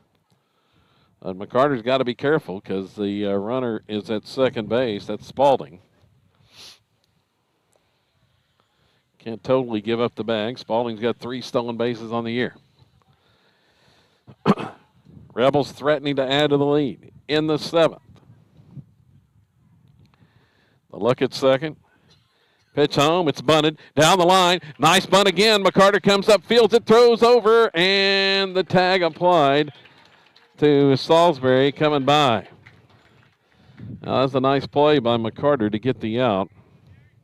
Thought that one might roll dead like the one earlier did, Asher, but it just kept rolling, and McCarter was able to field it on the run. You want it slow and on the corner.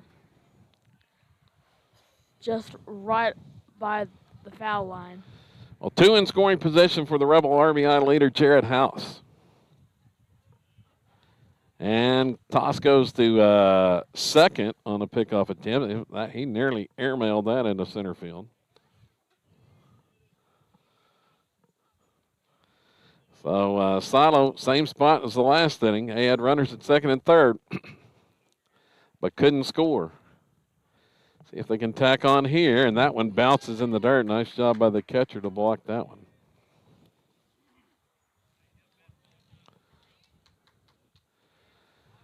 So House with 17 RBIs, and he's been fairly quiet this week on the RBI total. Could add a couple big ones right here. And the pitch from Hamlin. It's way outside for a ball.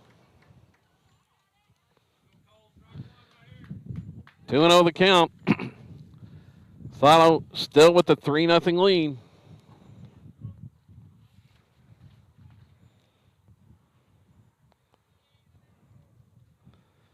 Hamlin has his sign. And the pitch coming home. It's a strike called.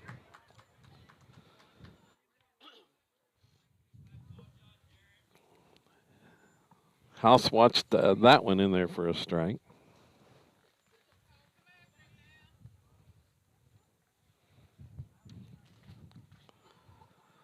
The look at second. And the next delivery. It's low and away. Another breaking ball. So 3-1.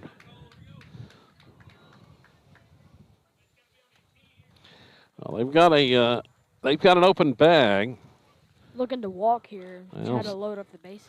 Well, I'm sure he'd like to get a hit and drive them in, but we'll see really on this 3-1 pitch. And it's up and in for ball 4. Well, Didn't want to give Jarrett anything to hit there. Now that's going to bring Charlie Gardner to the plate. The sacks are full of Rebels. Big spot for Charlie. He had a hit earlier in the game.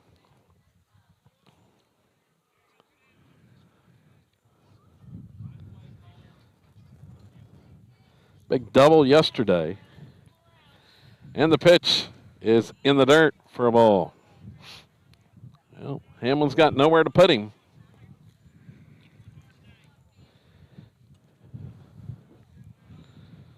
Charlie looking to do some damage.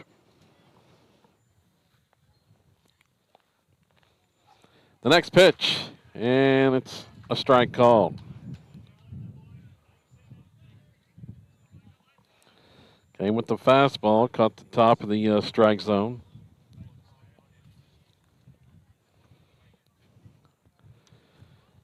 Hamlin checks the runner at second, and the pitch, and that one a little bit high.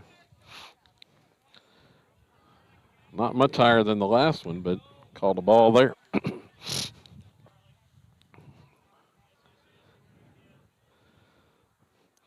Big pitch coming up, 2-1.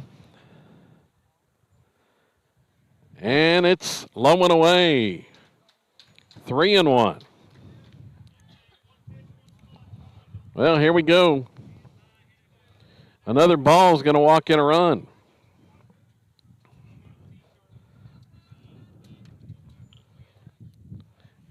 Charlie's got the advantage right here. The 3-1 pitch, and it's called strike.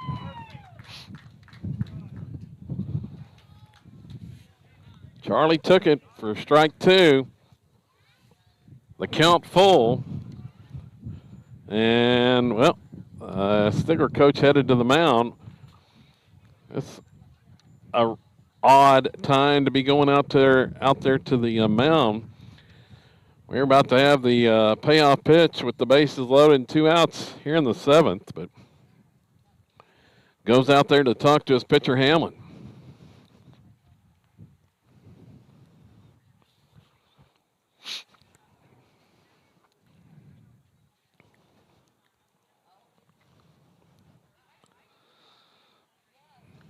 Not sure I've ever seen a coach go out there in this particular situation.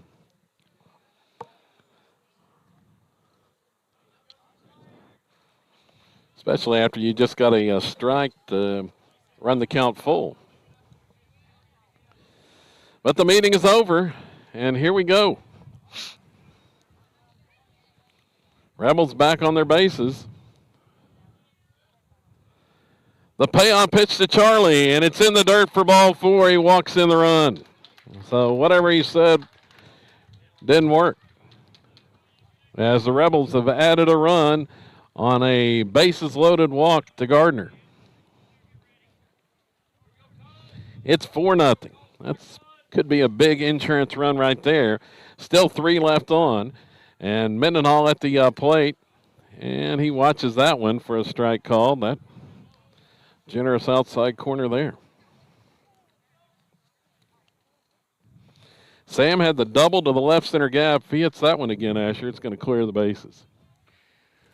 Yeah, I mean, Sam's looking for a hit here to.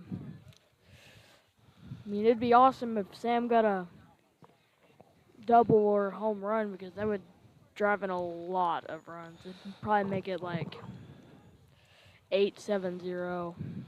So the pitch was low. Here's the 1-1, and a swing and miss. Chase that curveball.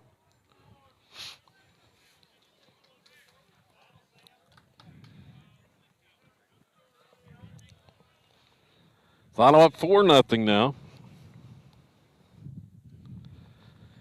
Payoff, or the 1-2 pitch as it's upstairs for a ball. We're 1 ball away from another payoff delivery as counts even at 2-2.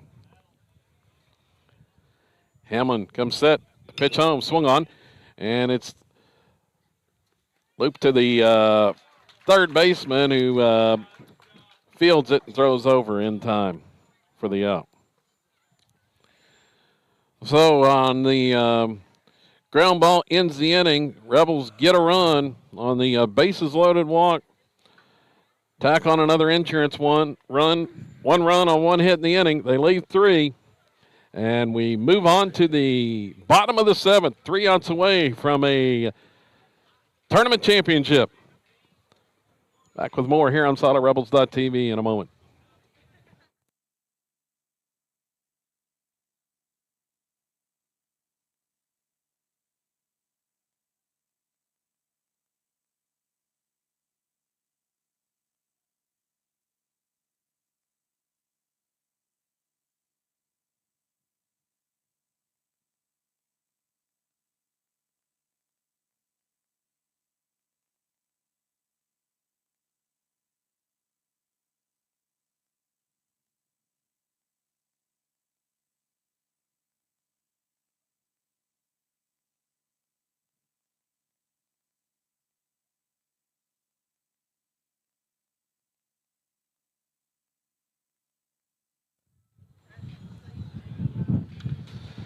So the Rebels leave them loaded in the top half of the 7th. They've left 7 on through the course of this one.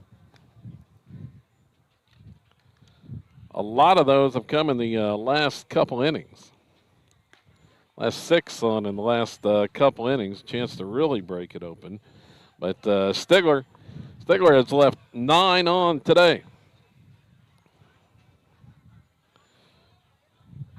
Top of the order for the Panthers. Silo leading 4-0. 3 outs away from a tournament championship.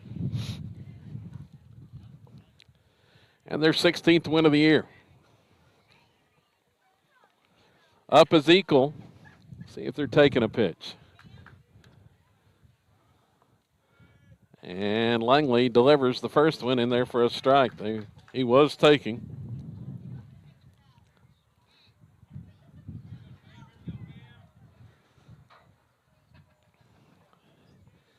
Here comes the next one from Langley, and it's a breaking ball. Catches the corner for strike 2. So 0-2 the count here to start the 7th. The next one swung on. This one's lined to the right center gap. Over to cut it off is Weaver.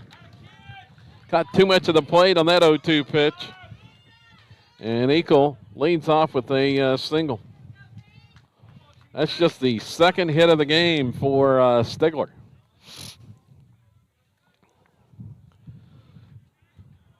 But puts the lead off aboard here in this 7th inning. Brings T.J. Kettles to the plate. And he'll watch strike 1.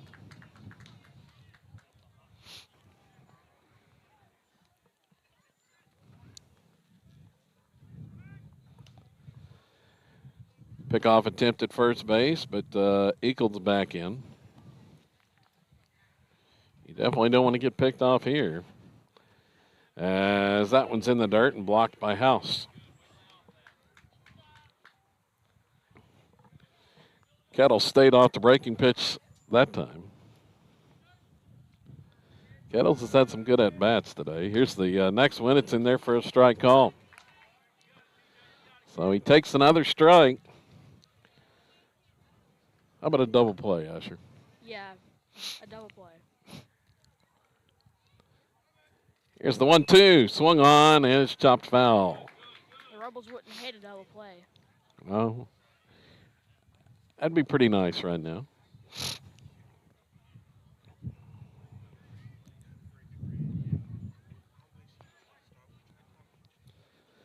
Here's another toss. Quick toss to first, not in time. Eagles back in.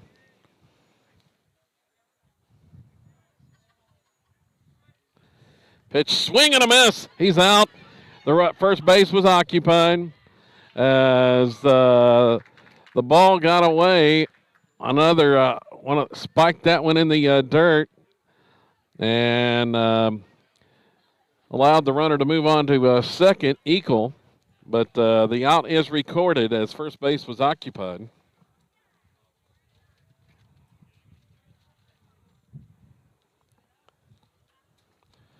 So a swing and a miss. Eagle advances on the wild pitch. So there's one out. And first pitch to Ace Engel was a ball. So runner at second, that's meaningless runner out there. And that's fouled off. Rebels just want to get the runners out at the plate. At this point, they don't care what Eagle does out there. And, well, I think House got hit on the hand with that foul ball. Rebels are short-handed at the catching position. Their backup catcher, Cord Standridge, broke a thumb early in the week, Asher, and now House is over getting looked at. That foul ball got him on the hand. Hurt pretty bad, I bet.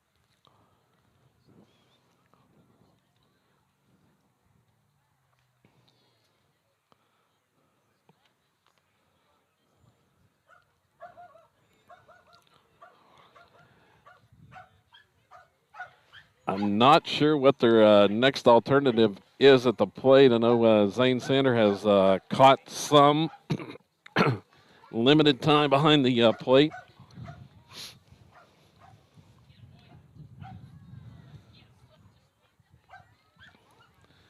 Some of the younger catchers for the Rebels are playing in the JV tournament championship today in Moss. They're playing this afternoon for the title. I believe it was Stonewall. Now House is ready to go. 1-1 the count. The look at second. Pitch home from Langley. It's upstairs.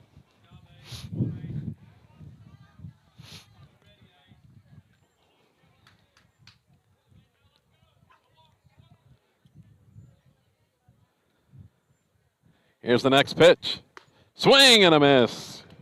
Challenged him with the fastball that time, and count even to 2-2.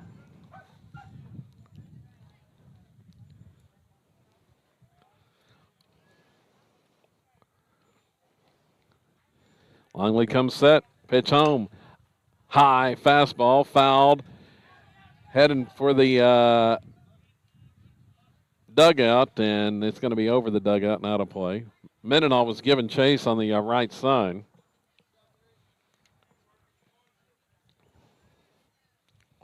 Engel couldn't lay off that high fastball, fouls it off. Blew out of play with that wind.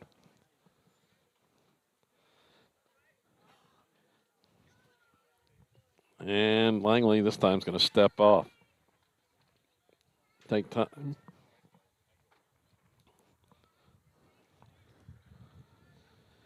Now he's ready to go. Check second. 2-2 swung on. This one skied in the air. Right center field. It's going to split the gap. Rolling to the wall. One run is going to score. Engel's going to motor into second base with the double. It's 4-1.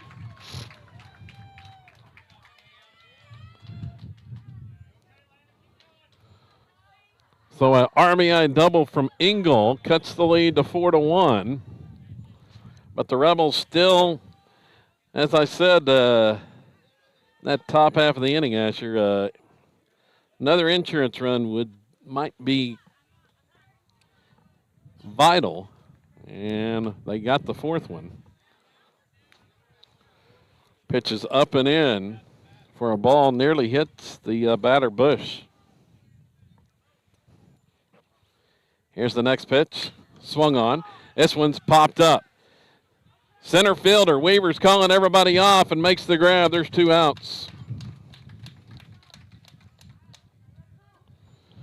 So the Rebels 1 out away from the championship, Asher. 1 out.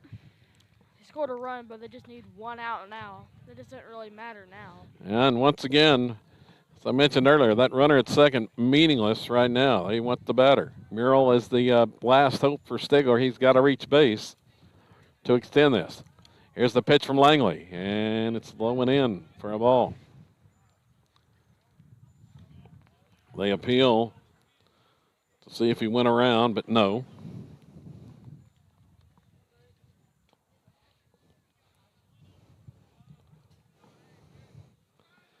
Here's the next pitch. Swung on. Ground ball toward the middle. And it's going to slip through for a base hit. They're going to hold the runner at third as both Thomas and Sander were trying to converge on it. Neither one could get it before it slipped through for a little single up the middle. And that will bring the tying run to the plate. So, like I said, that fourth run big as McCarter up for Stigler. 2 outs here in the 7th. Rebels trying to hold off the Panthers for the championship. Here's the pitch, swung on. It's a little comebacker. Fielded there by Langley. Throws the first in time, and that's the ball game. McCarter was first pitch swinging, hits a little comebacker to the mound, and Langley scoops it up and throws him out, and the Rebels win it 4-1. So Silo picks up the tournament championship over the 4A Stigler Panthers here this afternoon, or this morning. Now it's in the afternoon.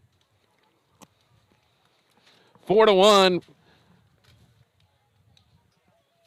as the Rebels come up with key pitching down the stretch. See if they get, well, I don't know if they're going to have a trophy presentation or not here as the team's shaking hands. Let's look at the final numbers for the Rebels pitching-wise. Charlie Gardner got the start, and he worked 4 1/3 innings. Allowed no runs on 1 hit, struck out 7 and walked 6. Landon Langley ends up 2 2/3 innings for the save. And he allowed 1 run on 3 hits, struck out 4 and walked 1. Overall, the Rebels strike out 11 in the contest as their off-speed pitches did a number on Stigler today. And there's the trophy presentation. Rebels getting the championship trophy and going to take it home back to Silo after the win. At the plate for the Rebels, let's see, they end up with just 6 hits in the contest, but made the most of those as they took advantage of a lot of free passes in the contest. So, or several free passes, 6 in fact. Let's see, for the Rebels, Bryce Vandenberg had a big RBI triple, one of those 6 hits. They also got a double from Sam Mendenhall. Charlie Gardner added a hit and an RBI. Zane Sander had a hit and an RBI. Sean Weaver had a great suicide squeeze bunt, also a bunt single and an RBI. And Casey Spalding had a hit as well to round out the totals for the Rebels. So Silo picks up win number 16 on the year. And the tournament championship here, next action for the Rebel baseball team will be in the Jones tournament. And that's going to be a tough one next Thursday as they take on a Heritage Hall squad, one of the powerhouses in Class 3A. On Thursday, 10 a.m. the start time. And from Jones in the opening round of the Jones tournament, Heritage Hall, I believe, 15-1 their season record. So going to be a big test for the Rebels coming up on Thursday in that one, and I don't think we'll have the broadcast for you from there, but possibly on Friday or Saturday. So that's going to wrap it up from Wilburton today, where the Rebels win the tournament championship. Don't forget the Rebel JV. They're going to try to bring home double gold this afternoon in the tournament championship at Moss. That's later on this afternoon as the JV will be in action in the Moss Varsity Invitational Final. So until Monday, when the Lady Rebels softball team returns home, I'm Kevin Farr for my man Asher Ledrick. So long from Wilburton.